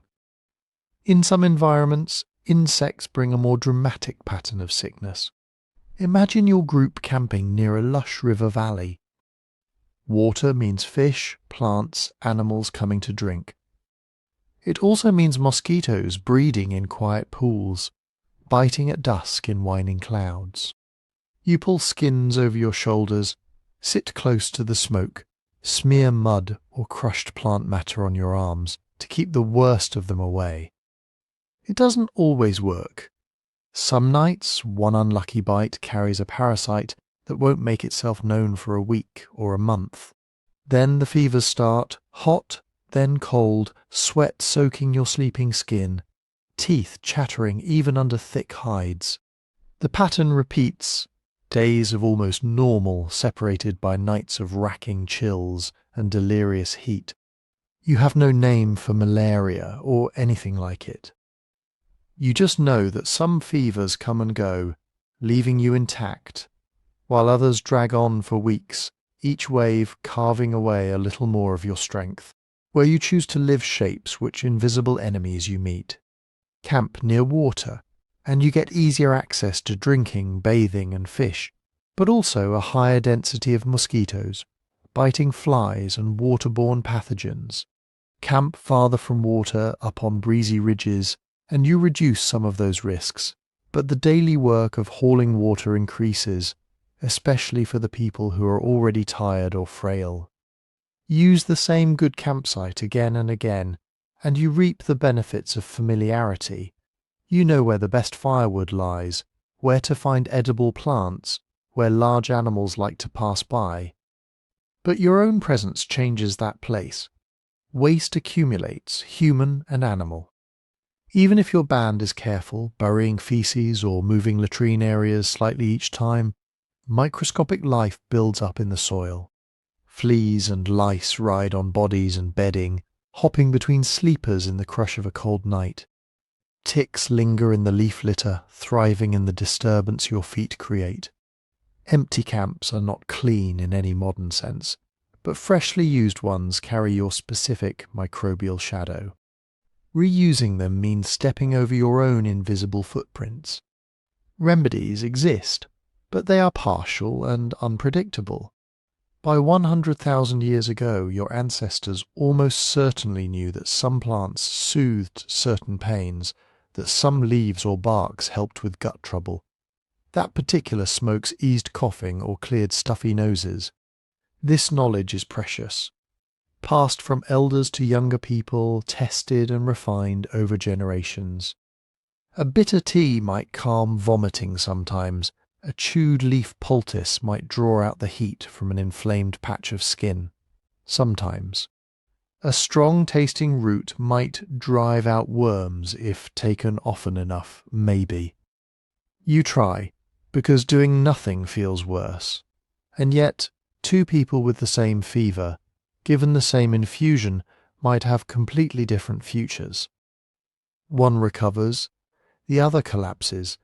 The line between medicine and poison is thin, and without precise measurements or chemical analysis, you work with rules of thumb, stories, and careful observation. Often, the most effective treatment available is simple rest and care. But rest has a cost. Every sick body changes the choreography of the group. If you're too weak to walk far, someone must stay behind with you, or everyone must shorten the day's journey. If you cannot gather, others must collect more to cover your share. If a nursing mother falls ill, the risk is doubled. Her body needs energy to fight the infection, and her child still needs milk. Sickness reshapes obligations in a way that everyone feels.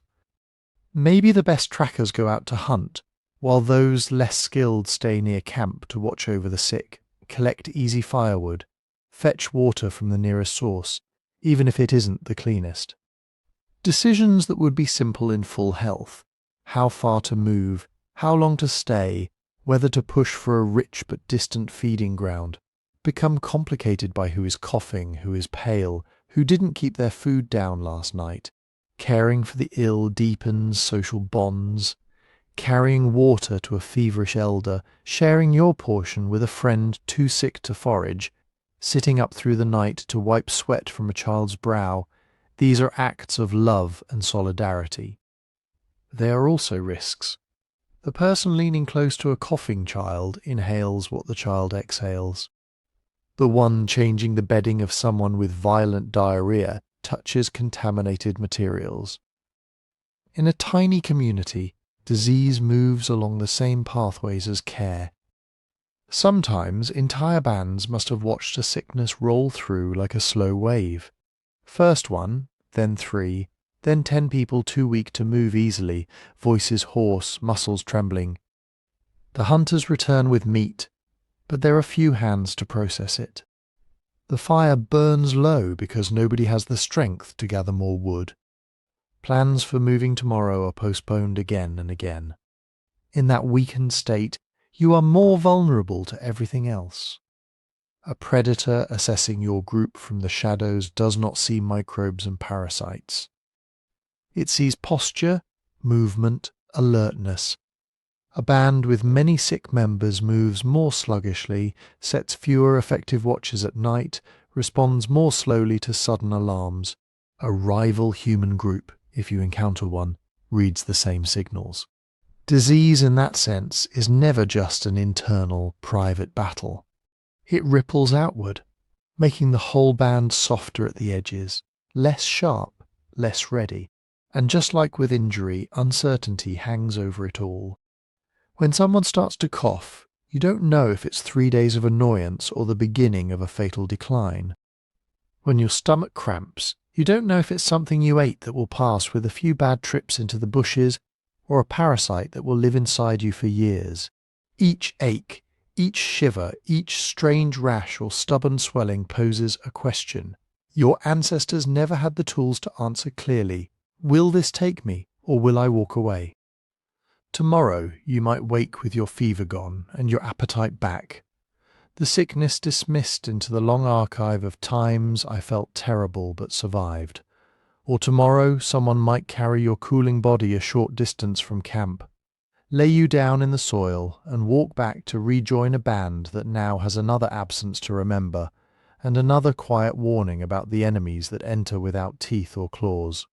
And in the spaces between these individual stories of sickness and recovery, another high-risk process plays out over and over, the making of new humans, so small and fragile that the invisible world and the visible one press on them at the same time. Pregnancy in your world is not a medical condition. It is a normal expected part of life. But normal doesn't mean safe. There is no counting weeks on a calendar, no ultrasound checkups, no lab tests. A missed bleeding, some queasiness, a deepening fatigue, these are the signs. Elders notice the way your gait changes, the way you sit more often, the way your body begins to store fat differently. The band adjusts a little, maybe you carry slightly lighter loads.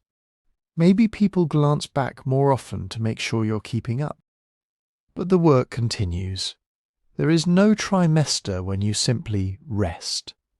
Through heat, cold and long walks, a child grows inside you. If you're lucky, you've done this before and know the trail. If it's your first time, you learn by watching, by listening to older women talk in low voices around the fire, by piecing together stories of births that went well and births that did not. When labour finally starts, it does not announce itself with machines or monitors. It begins as an ache in the lower back, a tightening in the belly that comes and goes. At first, it just feels like another pain in a life of many pains. But the intervals shorten, the grip of each contraction deepens. Work stops, someone notices your face, the way you pause mid-task, and there's a quiet flurry of rearrangement. Birth is not a public spectacle. In many bands, it probably draws a small practice circle, a mother or aunt, a friend who has caught babies before, perhaps one or two other experienced women. They choose a place with shelter and some privacy, under an overhang among dense brush in the most protected part of the camp. There is no sterile field, but there is attention. Cleanish hands wiped with water and whatever abrasive material you have. A skin laid down that is newer, less filthy, familiar herbs within reach. Pain, in this context, is not an emergency. You have grown up watching people live with pain, from injuries, from hunger, from illness. Birth pain is just another kind, but it is relentless. There are no epidurals. Pain management means position changes, gripping a friend's forearm so hard your fingers ache, someone rubbing your lower back, someone murmuring old phrases that have accompanied many births. They might give you a bitter root to chew that takes the edge off, or a calming smoke to slow your breathing. Whether it actually helps or only focuses your mind, nobody can say. You accept it because there is nothing else. Sometimes the baby comes quickly, the body aligning with an efficiency that feels almost miraculous. A few hours of rising waves, then a final burning stretch, and suddenly there is a wet, squirming weight outside instead of in. The cord is tied with stripped fibre or animal sinew, cut with a sharp flake. The child coughs or is rubbed until it does. Relieved laughter, exhausted tears. Another human has crossed the tightest, most dangerous bridge. But not all births are like that. Sometimes labour stalls. The baby is turned awkwardly. Contractions go on for a day, then two. The mother's face becomes a mask of pain and bewilderment. The helpers try everything they know, repositioning, herbs, massage, shifting her to squat, to kneel, to lie on her side. They reach in with fingers trying gently to guide the baby's head. There are no forceps, no surgical escape hatch. In those cases, the margin for survival is as thin as a blade. Maternal death in childbirth, in a world without obstetrics, is not rare. A bleeding that won't stop, a labour that goes on until the body has nothing left, a fever days later from an infection nobody can see. When the new mother dies, the grief is doubled, a person lost, and a child who may now have no one to feed them. Even when the mother survives, recovery is not a bed-bound, carefully monitored rest. The placenta is delivered, the bleeding slows, exhaustion settles in. But soon, sometimes within days, life presses in again. Water must still be carried, firewood must still be gathered, food must still be found and processed. Others can help for a while, but in a small group there are hard limits. A new mother walks slowly at first, then a little faster, body still tender, as she hoists baskets, bends, lifts, squats, all while keeping a tiny, helpless body alive. The newborn's problems are different, but no less stark. A baby in your world cannot regulate its own warmth well. Nights can be cold, even in warm climates. The answer is constant contact. The child spends most of its time pressed against an adult's body, tucked inside a skin wrap against the chest, cradled at the hip, slung across the back with cords and cloth. Your own heat is their incubator. To put a baby down in cool air for long is to flirt with hypothermia. Feeding is another constant. Milk production is a tight equation. Your body pulls water, fat, and protein from what you eat and drink. The baby pulls it from you. If a hunt fails, if gathering is sparse, if you are sick, the milk may slow. The baby does not understand failed hunts. It only knows hunger and cries more frequently, sucking harder, wearing you out further. In that fragile loop, both of you spiral together. A single period of poor food can echo directly in an infant's body weight, immune strength, and survival chances. Supervision is relentless. There are no cribs or padded floors. The world is rocks, fire, sharp tools, animal droppings, scorpions under stones, snakes in the grass. A rolling infant can end up too close to coals in a few seconds. A curious toddler can slip toward deep water while adults are distracted. So someone is always watching, always snatching small bodies back from danger. Childcare is not a separate job. It is an overlay on everything else. You grind seeds with a baby tied to your back, interrupting often to shift them or soothe a cry. You walk to the water source with one hand on a load and one hand gripping a toddler's wrist. Weaning is another dangerous passage. Breast milk is a shield, delivering not just nutrients but antibodies and safe hydration. Eventually, though, a child needs more than milk. Around 2 or 3 years old, sometimes earlier, if another baby is on the way, solid foods take over. But the foods your group eats are hard on small bodies. Fibrous plants, tough meat, bone marrow, roasted tubers laced with soil. Their gut must now handle the same pathogens and parasites as everyone else's, without the full protection of maternal milk. This is when childhood illness often strikes hardest. Diarrhea that an adult can weather in a few days can drain a small child dry in a single hot afternoon.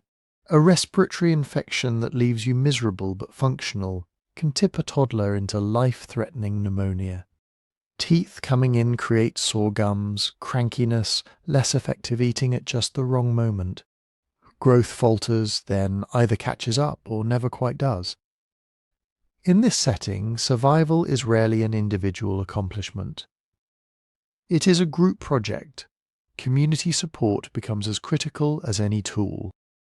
Other women nurse your child if your own milk is low or if you die. Older children carry babies on their hips, learning early the weight and wriggle of a younger sibling. Grandmothers, aunts, and unrelated aunts share knowledge how to hold a fevered child over steam so they breathe easier, which leaves to mash and place on a rash, how to tell a cough that will pass from one that needs constant watching.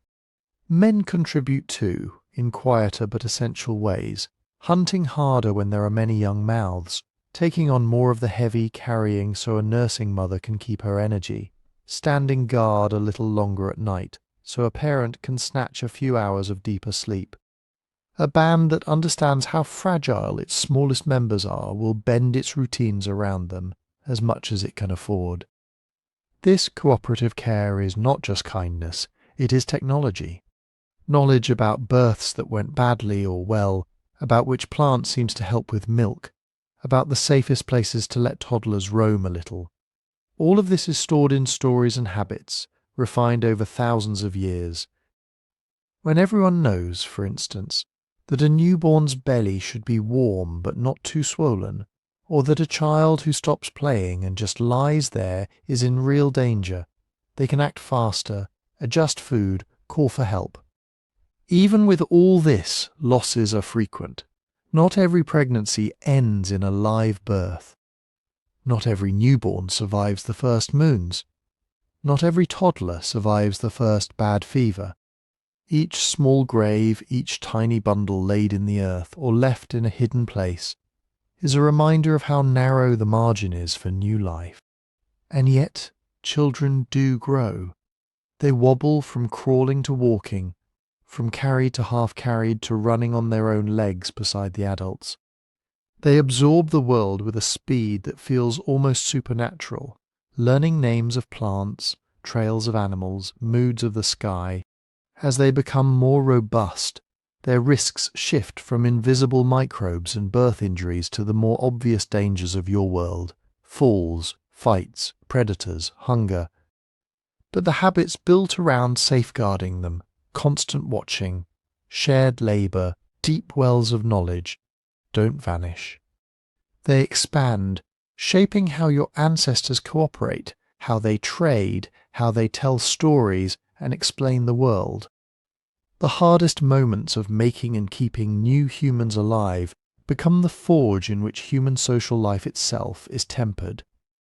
And within that fragile, noisy ring of infants and children, another challenge takes shape, not just keeping everyone breathing, but keeping everyone together. In a small band where every life is costly to make and costly to maintain, the way people speak to each other, argue, reconcile, and remember slights becomes another arena of high stakes. You live inside a group like you live inside your own skin. There is no outside, not really. The band is maybe 20, 30 people, the ones you forage with, argue with, sleep beside. You know the sound of their footsteps, their coughs in the dark, the way each of them laughs when something is actually funny versus when they're just being polite. In that smaller circle there is no such thing as anonymity. If you slip away to cry, someone hears the catch in your breath. If you sulk after an argument, everyone can see the tight set of your shoulders. Secrets exist, but they are slippery. A quiet conversation at the edge of camp becomes, "Did you see the way they were talking?" by evening. A small favour given in private becomes a debt the whole group silently tracks. Dependence makes this closeness unavoidable. You cannot survive alone for long. You depend on the best trackers to find animals, on the best gatherers to know which plants are safe this season, on the firekeepers to nurse embers through rain. Children depend on everyone. The injured depend on everyone. Even the strongest hunter has days when an illness or a bad step makes them the one who needs help. That dependence also makes fairness a matter of life and death, especially around food. Imagine a good day, a large animal brought down after a successful hunt, or a patch of fat, starchy roots uncovered. The band gathers, knives and flakes come out, hands move with practiced rhythm. But who gets what?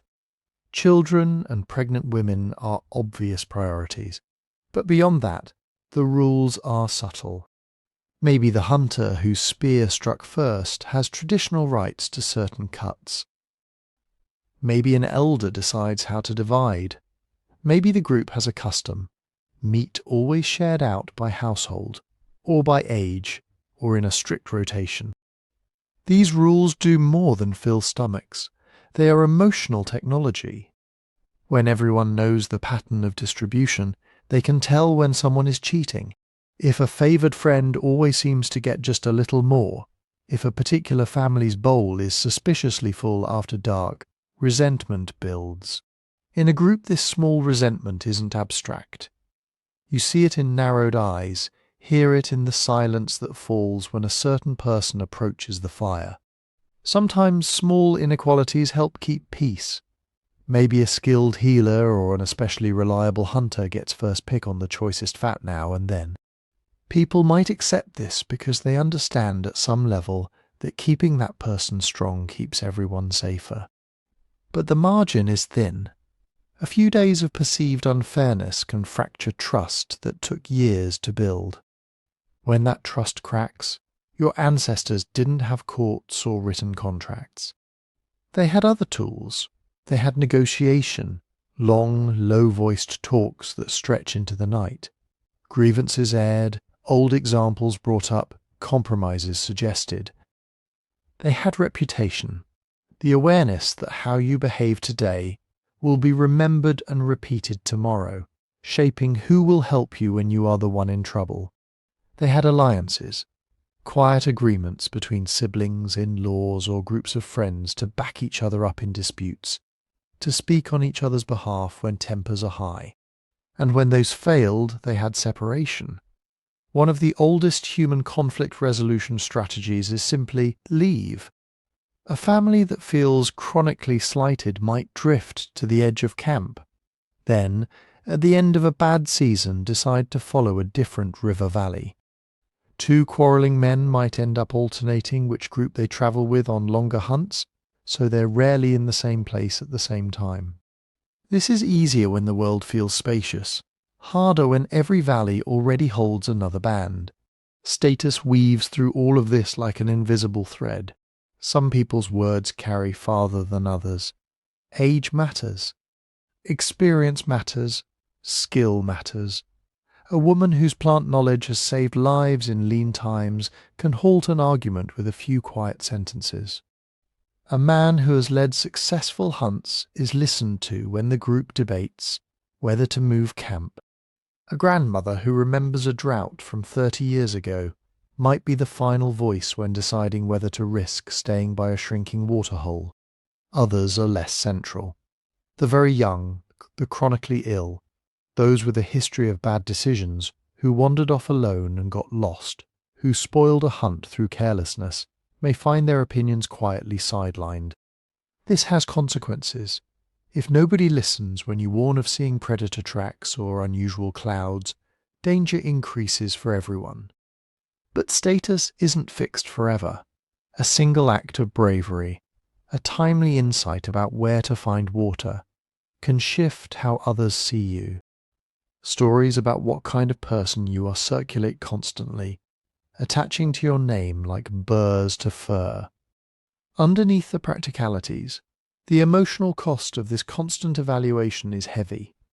In a band, this small loneliness is not about being physically alone.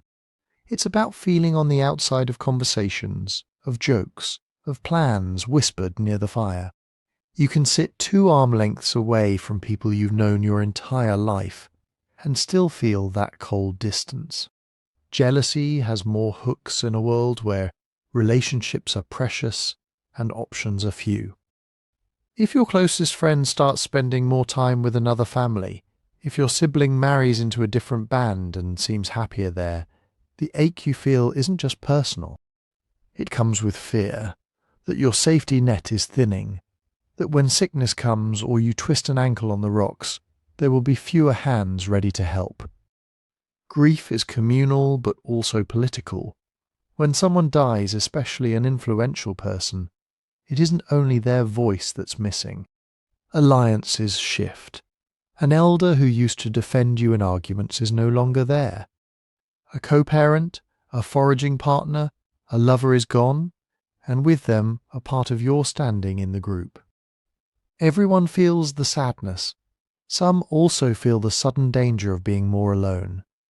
Behind many of these feelings lies the deepest dread of all, being pushed out. Expulsion from a small band is not a symbolic punishment. It is close to a death sentence, especially if you leave in anger without planned allies to join. This threat doesn't have to be voiced often to be real. You've seen wanderers appear at the edge of camp who clearly came from somewhere else and bear the marks of hard travelling. Sometimes they are welcomed, sometimes they are not. So you walk a social tightrope. You need to speak up enough that others know your value, but not so forcefully that you become a problem. You need to remember every favour given and received, every slight you can safely let go of, and every boundary you must quietly maintain. You must forgive enough to live, but not forget so much that you are taken advantage of. In that balance, between honesty and diplomacy, between asserting yourself and keeping the peace, another kind of human hardness emerges. Not the toughness of bone and muscle, but the quiet, enduring effort of managing your place among the few people on earth whose opinions can quite literally make or break your chances of staying alive. And all the while these subtle dramas play out around the fire, your survival still depends on things more concrete. The stone in your hand, the edge you can put on it, and the endless work of keeping your tools and your world sharp enough to cut through whatever tomorrow brings. The stone in your hand isn't a gadget. It's not an accessory. It's the difference between eating and not eating, between shelter and exposure, between a wound you can manage and a wound that kills you.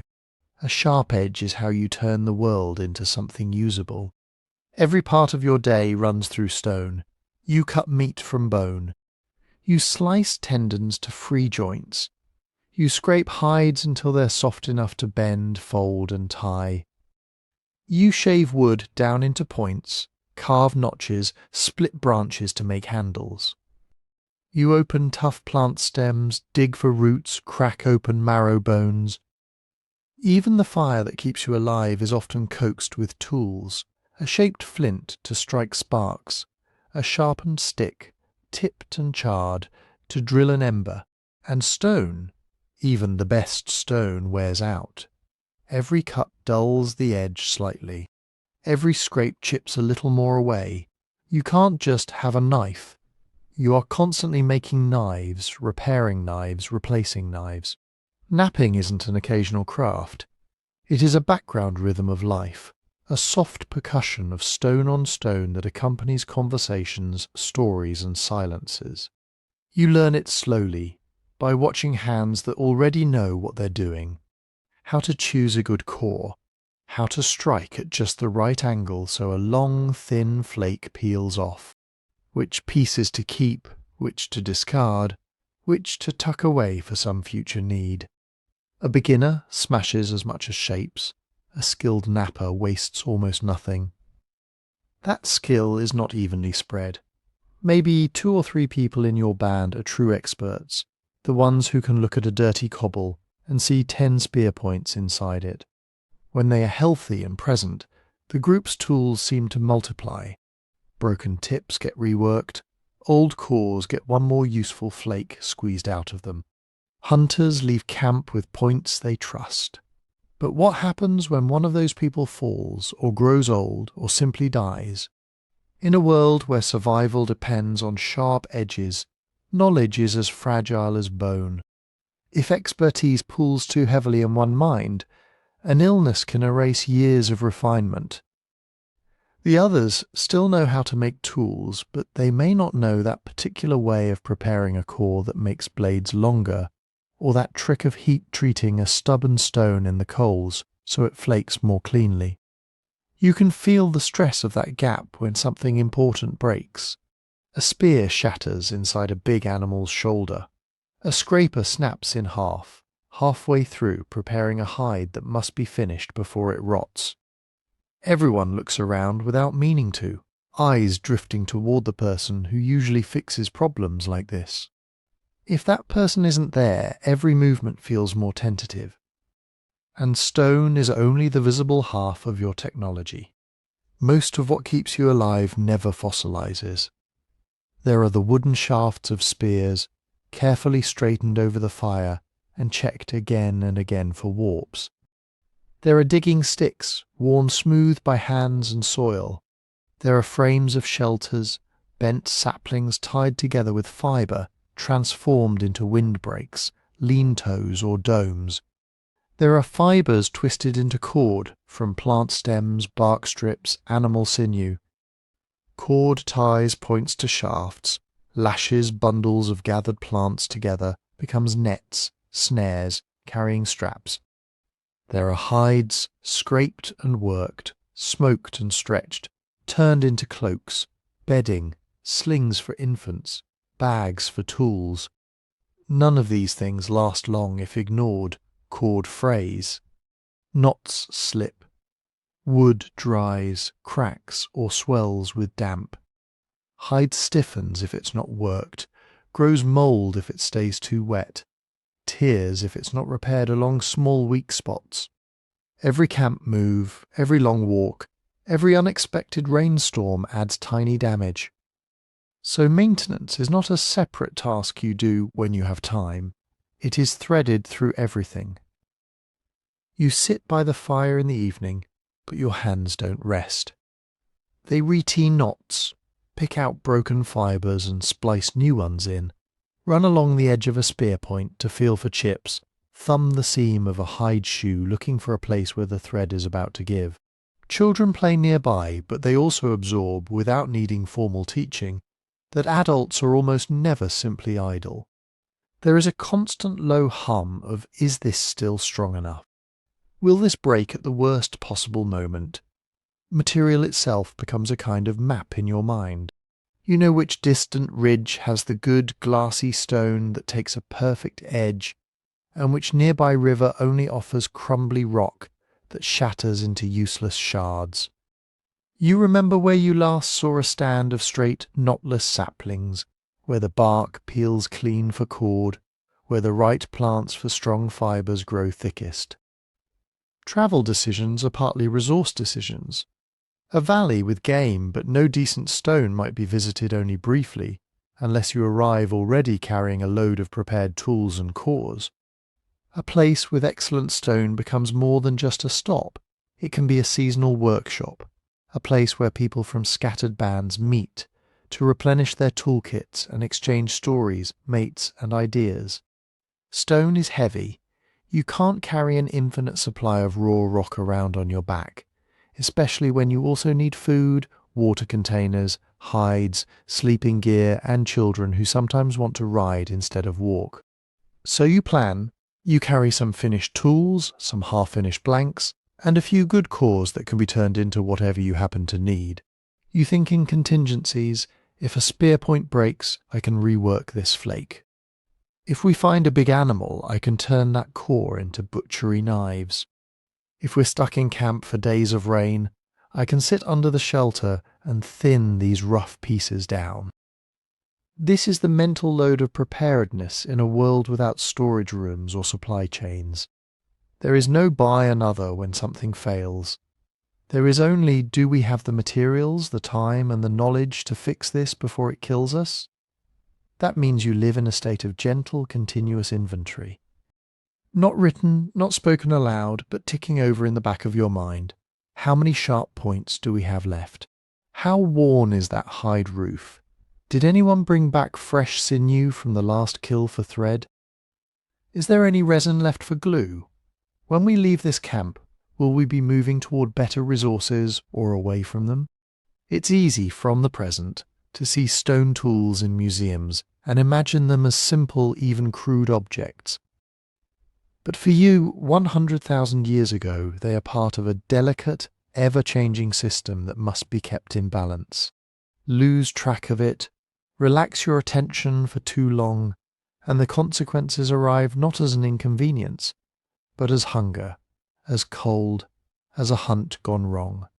And all of this unfolds under skies that can change from generous to hostile without warning, in seasons that sometimes refuse to behave the way your elders remember. Sharp edges and clever knots can buy you safety, but only up to a point. Beyond that point lies something no amount of napping can control: the weather itself. Weather is not background scenery in your life.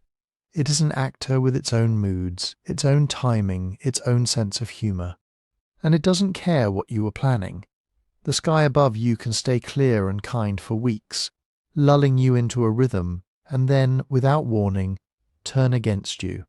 A hot, breathless afternoon that feels like nothing at all can end with a wall of black cloud boiling up over the horizon, wind slamming through camp, embers ripping out of the fire and racing into the dry grass. A river that has trickled along harmlessly all season can rise overnight, turned into a surging, opaque torrent by a storm that happened far upstream, out of your sight, beyond your hearing. Cold can do the same trick. You might think you know the pattern. The time when nights usually start to soften, when certain plants should be greening, when the animals with new young should be easier to track. Your elders tell you what normally happens. They remember winters that ended by a certain star's position in the dawn sky, or rains that always came when a particular flower bloomed. Then one year the pattern slips. The cold hangs on. A late storm dumps snow over ground that should already be thawing. A killing frost bites down hard on plants that have just started to push out tender shoots. Animals that would usually be grazing nearby are simply gone, having followed their own food somewhere else. You wake up one morning and find your expectations standing there, useless, like tools made for the wrong job. Drought is worse in a quieter way. There is no single dramatic moment. Just the slow realization that the last good rain was. When? Weeks ago? Months? Waterholes shrink, their muddy edges pressed with desperate prints. The reeds around them turn from green to sickly yellow. The sound of frogs at night fades, then stops. You still wake up thirsty every morning, but each day there is just slightly less water to answer that thirst. In this world you do have forecasts of a sort, but they're not numbers on a screen. They're clues scattered through everything alive. You learn to read the sky, the high, thin streaks of ice cloud that sometimes mean bad weather in a day or two, the low grey blanket that means drizzle all afternoon, the towering columns that mean get the children and the fire under shelter now. You notice when the wind shifts direction or grows damp and heavy, when it starts to carry the smell of rain from far away. Plants talk to you too, in their own slow language. There are shrubs that leaf out only when the soil has held enough water for long enough. Grasses that throw up seeding stalks when a certain minimum of warmth has passed. Flowers that open when particular insect pollinators emerge. If a whole hillside that should be green is still dull and bare, that is a message. Something in the usual sequence is off. Animals are moving signals. Birds that usually sing at dawn fall silent before a storm. Herd animals grow skittish when lightning has been dancing on distant ridges. Insect clouds appear or vanish with changes you can't yet feel on your skin. Migratory animals arrive early, late, or not at all, telling their own stories about where the rain has fallen and where it has failed. You collect these fragments and try to turn them into a plan. Because every few weeks, every season, there is a question you cannot avoid. Do we stay or do we move? Staying means betting that the place you know will keep giving you enough. That the water won't fail completely. That the animals will circle back through. That the winds won't swing around and turn your familiar valley into a wind tunnel of icy air. Moving means stepping into uncertainty on purpose. You have some information. Maybe someone remembers a lake a few days' walk away that stayed full during a bad year long ago. Maybe a hunting party came back with news of greener country beyond a ridge, or with stories of distant thunder they heard every night they were gone. Maybe someone spotted a line of birds all flying the same direction, higher than usual, as if they were tracing a path you can't see. But it's never enough. If you leave too soon, you might walk away from resources that would have lasted. You burn precious calories in travel, wear out your feet, fray your gear, exhaust young and old alike. If you stay too long, you can find yourself trapped, water already too far between, bodies already too weak to handle a long push, everyone suddenly aware that the decision they postponed is now much harder than it would have been a week earlier. Sometimes bands split over this. Some people argue for patience, trusting that the sky will bring what it always brought before.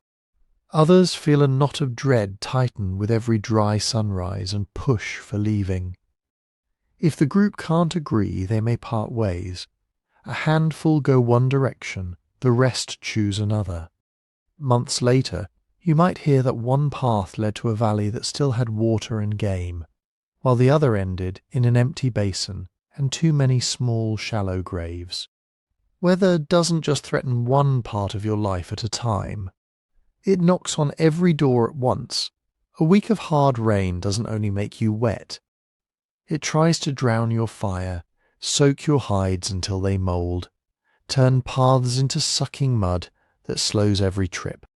It sends animals to higher ground where they're harder to track, muddy streams so badly that the water tastes of rot. People get colder, hungrier, more irritable. Small disagreements feel larger when you're shivering, and your feet have been wet for days. A sudden cold snap doesn't just mean chilly mornings. It means the resin you use for glue goes brittle and cracks. The cord in your snares stiffens and snaps. The plants you counted on for food stop growing, forcing you to lean harder on dwindling stores of dried meat. Smoke from the fire lingers low in the still, cold air, stinging eyes and throats already strained from coughing. Heat presses from the other side in a hot spell. You can't move as far in a day.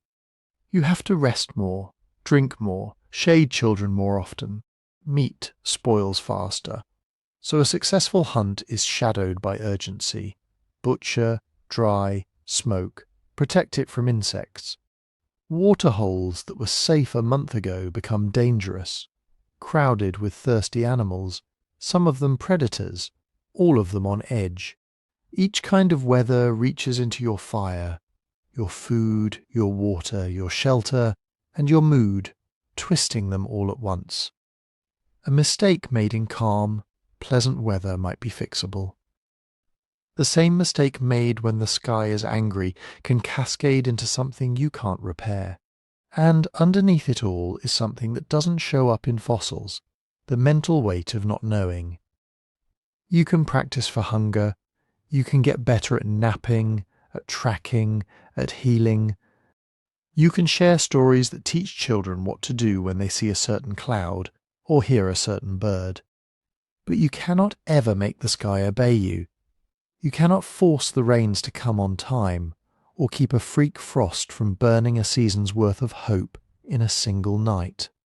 So you live with a kind of permanent alertness, not a sharp, panicked fear all the time that would burn you out, but a background watchfulness that never fully turns off, an eye that always half-consciously checks the horizon, an ear that weighs the sound of distant thunder near, far moving toward us or away, a little thread of calculation that runs through you even in moments of laughter and rest.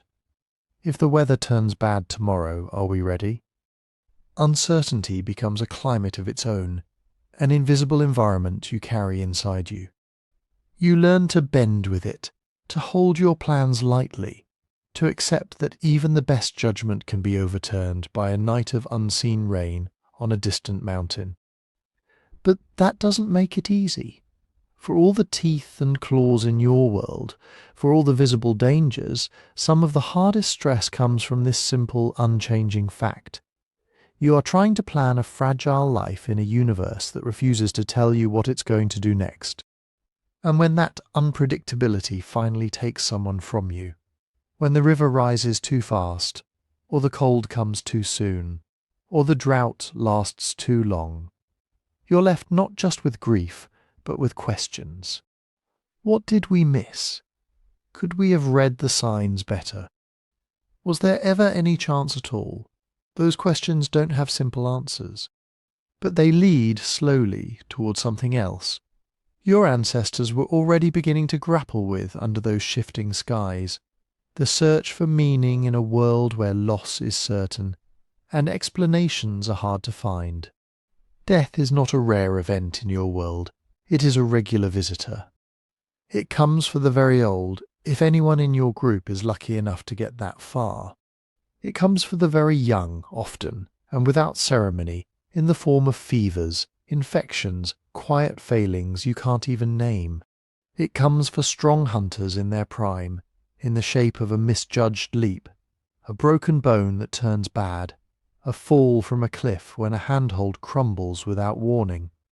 It comes for mothers in childbirth, for adolescents testing themselves against rivers and heights and animals, for people who simply lie down one evening and do not wake.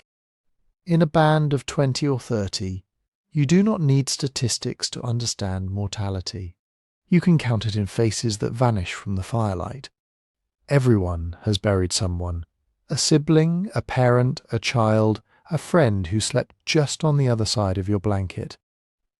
There is no distance, no layer of technology, no hospital walls or sirens to create space between you and the end of a life. When someone dies, they were here a moment ago, sharing food, sharing complaints about sore feet, laughing at a joke you've heard 100 times. Then their body is heavy and still in your arms, and the whole rhythm of the group stumbles around the newly empty place where they used to sit. Grief in this world is not an occasional interruption to normal life. It is woven into normal life, but you do not have the luxury of treating it as your only task. When someone dies, the animals do not pause their migrations to give you time to mourn. The weather does not hold steady out of respect. The waterholes do not refill because your hearts are broken. If you are in a place you can stay a few days, sheltered, with enough food and water, you may linger. You may sit near the body, touch their hair, speak soft words that are as much for the living as for the dead. You may sing or rock back and forth or fall silent. The group's plans can flex a little, because the loss of one person has just made everyone else feel how fragile they are. But often you are already in motion, or you need to be soon. You might spend one night beside the dead, watching as predators prowl just outside the circle of firelight. You might wake the next morning with swollen eyes and stiff backs and know, with a dull, grinding clarity, that if you don't move, if you don't cross that ridge or reach that river, more of you will die.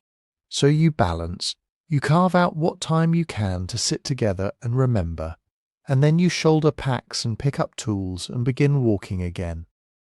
The grief goes with you, thudding along in your chest with every step. Children ask where the missing person is. You answer in simple phrases at first. Later, as they grow, the answers get longer, braided with stories instead of explanations. Here is where the first rituals start to grow, in that tension between stopping to mourn and needing to keep going. Archaeologists argue about how far back deliberate ritual goes. We don't have a clear window into your exact time. But long before full-blown religion, there are hints of something more than simple disposal of bodies. Earlier humans, and certainly Neanderthals, sometimes place their dead carefully. Limbs drawn in, heads oriented the same way. Bodies tucked into shallow pits instead of just abandoned on the ground. In some burials, there are traces of red pigment on bones, or objects tucked near hands and skulls. Tools, bits of animal bone, possible ornaments. These things might be practical, they might also be symbolic. The line between the two is blurry when every object in your life is both. Even if your own group doesn't dig formal graves, there are choices. You may leave the dead on a high ledge where animals cannot easily reach them, or carry them to a favourite place, a certain bend in the river, a particular overhang that sheltered you many seasons ago. You may avoid stepping on that ground afterward, or you may return to it purposefully, touching a rock or tree and speaking a name under your breath. None of this leaves clear marks in the fossil record. But it doesn't have to be elaborate to matter. The ritual is in the repetition, in doing the same small set of actions each time someone dies, even when you can't say exactly why. You have another tool as well, one that leaves no trace in the dirt but reshapes the inside of everyone who hears it. Story. When you walk, you talk, and the dead walk with you in those words. You tell the story of the uncle who once chased a wounded antelope too far and had to sleep in a tree all night, while hyenas circled below. You tell the story of the grandmother who could read the sky so well that she moved camp the day before a flood roared through the valley. You tell the story of the child who only lived a few summers, but whose laughter everyone still hears when someone trips and spills food in the fire. These stories are not just entertainment, they are memorials and manuals. Every time you tell them, you freeze the dead at a certain age, in a certain pose, doing a certain thing. You choose which parts to emphasize: their courage, their foolishness, their kindness, their skill. Their life becomes a pattern for others to follow or avoid. Their death becomes a lesson folded into your group's understanding of how the world works. And underneath, quieter, comes the question that rituals and stories keep circling. Why? Why did this person die when another lived? Why did the river take this child and not that one? Why did the sickness stop with 3 people instead of sweeping through all of you? You don't have microscopes. You don't have germ theory. You have patterns, memories, and a mind that hates loose ends. So meaning begins to form, slowly, like a path pressed into grass by many bare feet. Maybe deaths cluster around certain places. So you say that place is dangerous in a way beyond what you can see. Maybe someone dreamed of an animal before a person died, and that link is remembered the next time it happens. Maybe elders say that the ones who die still watch the living, that they care if you follow their advice, that they can be angered or soothed by the way you treat their memory. These early ideas are not yet full religions with names and rules. They are working theories, emotional technologies. They comfort, because they suggest order, some reason, however mysterious, behind the cruelty of loss. If someone died because a spirit was offended, then perhaps next time you can avoid offending it. If misfortune follows breaking a taboo, then maybe keeping that taboo will keep your children safe. But meaning can be a burden too. If every death has to mean something, someone may be blamed. A ritual not done quite right, a word spoken carelessly. A hunter who chose the wrong path and is now not just unlucky, but guilty in the eyes of others. You live inside that tension, needing reasons because the randomness is unbearable, and sometimes suffering under the weight of the very explanations that are supposed to help. Across all of it, grief never becomes easy. Familiar, yes. Expected, yes, but not small. Even in a life where danger is constant and death is close, each loss still hits as its own weather event inside the group. For a while, people speak more softly. Jokes land differently. Work gets done in a slower, more mechanical way. Then, gradually, laughter returns, new children are born, new stories accumulate. The dead do not come back, but they do not disappear either. They are there in the routes your band chooses, in the taboos you obey, in the caution with which you approach a certain river bank or a certain cliff. They are there in the names you give to newborns, in the way you sit around the fire, leaving a little extra space that no one quite wants to fill, in a world where loss is guaranteed and the sky refuses to explain itself. The hardest part is not just staying alive. It is learning to live with absence and to carry questions you may never answer, while still waking up each morning to face hunger, cold, heat, and all the other demands of the day. And those questions, the ones about why anything happens at all, and what it means when it ends, are not small side thoughts. They are the first draft of something that will shape art, religion, philosophy, and science tens of thousands of years in the future. For now, though they are simpler and heavier, they sit beside you at the fire at night, in the hush after a story ends, in the space between one breath and the next, when you look up at the dark sky and wonder whether anyone, anywhere, is listening back. So if you step back from the fire now, from the faces and the stories and the bones under thin soil, and you try to answer the question we started with, what was the hardest part of being human 100,000 years ago? Where do you even begin? You could say hunger. The tyranny of calories runs underneath everything. Every choice, every argument, every long walk is haunted by the question, will this get us enough to eat? Seasons fail, herds change their routes, plants ripen and vanish. A single bad month can turn a healthy band into a line of gaunt bodies, eyes sunken, tempers frayed. Fasting for a day is one thing. Watching a child's ribs become visible is another. You could say thirst. You can, in a pinch, go quite a while without much food. Water is less forgiving. A river that dries up early, a spring that runs foul, a stretch of land with no safe source for days. These are the quiet catastrophes. Dehydration creeps in as headaches, confusion, clumsy steps. By the time you realize how bad it is, you may already be too far from help. You could choose exposure, cold that stiffens fingers until you can't tie a knot, heat that turns the air into a weight pressing down on your chest, sudden storms that strip away shelter, drench embers and turn safe paths treacherous. There is no thermostat, no closet of spare clothes. There is only what you're already wearing and what you can improvise before the weather changes again, or predators and night fear, knowing that in the dark beyond the firelight, eyes are watching. That a mistake at the water's edge or on a lonely path might end not with a clean fall, but with claws and teeth. Most nights, nothing happens, but the possibility is always there, humming in your nerves when the fire burns low and every crack of twigs sounds like an approach. Injury makes its own strong claim. One bad step on loose rock, one slip with a stone tool, one branch that whips back into an eye. In our world, these are annoyances fixed with stitches, casts, and painkillers. In yours, they are forks in the road. Heal well enough to keep up or slowly fall behind.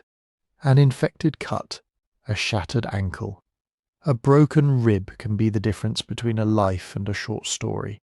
Disease and parasites do not announce themselves with drama, but they linger. Fever that saps strength for days, worms that steal nutrients, so that no matter how much you eat, you stay thin and tired. Cuffs that hang on through whole seasons. There is no clear line between sick and well. Many people live in a middle place, functioning just enough to keep going.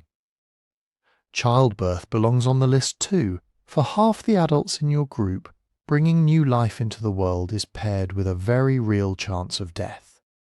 Even an uncomplicated birth is painful and dangerous in ways that are hard to imagine from a modern hospital bed. Every pregnancy is a gamble played with the whole group's future. And then there is the social tightrope, the fear of exclusion in a world where exclusion can kill, the need to watch what you say, how you say it, who you support in a quiet dispute. The constant work of smoothing over misunderstandings, sharing fairly, staying useful enough that no one starts to imagine the band would be better off without you. Each of these could be the answer. Each of them, at some moment in some person's life, surely was. But the more you look, the harder it is to isolate one. Because the real difficulty is how they stack on top of each other. Hunger makes you careless, and then you get injured. Thirst makes you short-tempered, and an argument erupts at exactly the wrong moment. A long cold night weakens someone just enough that a passing sickness takes hold. A death rattles the group's morale just as the climate shifts again, and the animals change their paths. The hardest part may not be any single danger, but the constant uncertainty. You wake up each day not knowing which problem will step forward. You know only that something will. You can't store months of food, call ahead for a weather report, or rely on distant institutions to catch you if you fall. Risk is not an event, it is the medium you live in. And yet there is another side to this. If our species had only been a collection of fragile bodies thrown against an unforgiving world, the story would have ended a long time ago. What kept it going was the quiet, stubborn set of advantages your ancestors carried and refined. Cooperation, learning, flexibility, endurance. You shared food, so one person's bad luck didn't always mean death. You watched the sky and the animals and remembered what happened last year, and the year before that, and adjusted. You tried new routes, new ways of napping stone, and you taught what worked to your children. You could walk far, carry much, and keep putting one foot in front of the other long after most animals would have dropped. Different groups leaned on different strengths at different times. Near coasts or rivers, the hardest part might have been storms and floods. On open plains, perhaps it was tracking herds across vast distances without losing anyone along the way. In forests, it could have been disease and injury. In times of plenty, social strain might have loomed larger than hunger. In bad years, food eclipsed everything else. So when you picture that single human 100,000 years ago lying down at the end of a long day, there isn't one enemy they can say they've beaten. They have, for now, threaded their way through many.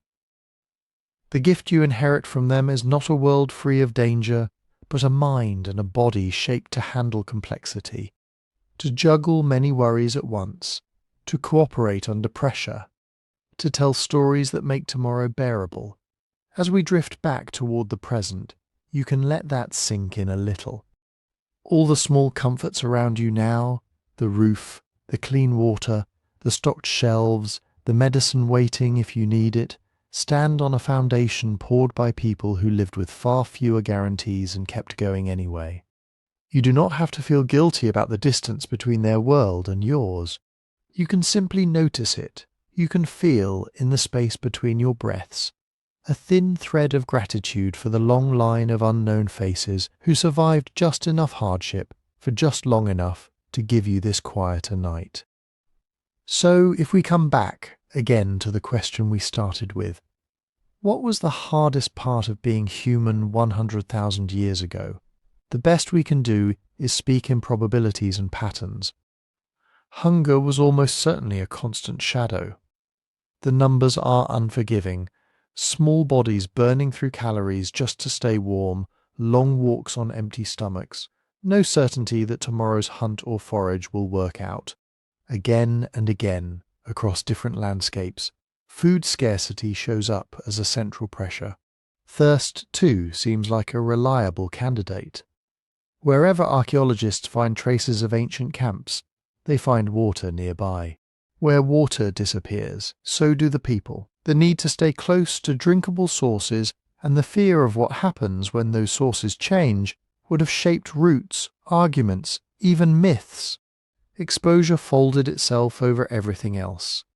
Whether it was sudden cold in a warming world or heat in a drying one, the elements never fully stepped aside. A well-fed, well-watered body can still die of one bad night in the wrong wind. Injury, disease, childbirth, social conflict, each made the world feel narrower, harder to navigate. None of them took turns. Any one of them could step forward and become the hardest thing in a given life or a given year. If there is a single answer at all, it may be this. The hardest part was the stacking. The constant shifting combination of many small and large risks. any one of which might have been manageable on its own, but together made every day feel like walking a tightrope with no net. And yet, what stands out just as strongly is not the danger but the response. What looks, from far away, like a thin, fragile line of survival is actually something denser and more braided. It is people sharing food so one person's bad hunt doesn't become a death sentence. It is grandmothers and grandfathers telling stories about when the rivers failed last time, and what they did then. It is young hunters watching the sky, noticing a new pattern in the winds. It is midwives learning, slowly over generations, which positions and herbs seem to help more than they hurt. You are part of that braid, the same nervous system that once braced for rustling grass and unseen predators now flinches at email pings and unexpected bills. The same social brain that once scanned a file at Circle for subtle signs of conflict now reads tone in texts and comments. The details have changed, the wiring has not. So as you lie wherever you are now, in a bed, on a couch, on a mat on the floor, you can let the distant campfire fade from view and feel yourself settle back into this present night. The roof above you might be wood and shingles or concrete or something else entirely, but it is still a shelter. The water you drank today, from a tap or a bottle, is part of the same ancient story of springs and rivers and careful searching. The people you rely on are not huddled in a single band of 30, but the need they meet, the need to belong, to be seen as useful and wanted, is very old. You carry in your bones and in your habits the results of countless ordinary acts of resilience. Anonymous ancestors who chose to share instead of hoard, to comfort instead of abandon, to keep walking when it would have been easier to stop, have quietly arranged the world so that you can close your eyes tonight with far more security than they ever knew. If your mind wants something to hold on to as you drift towards sleep, it might be this. You are not separate from that long history.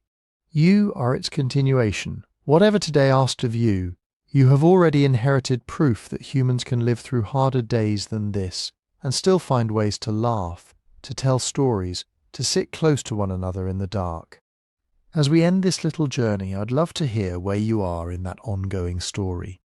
If you're still awake, you're welcome to let me know in the comments where you're listening from and what time it is for you right now.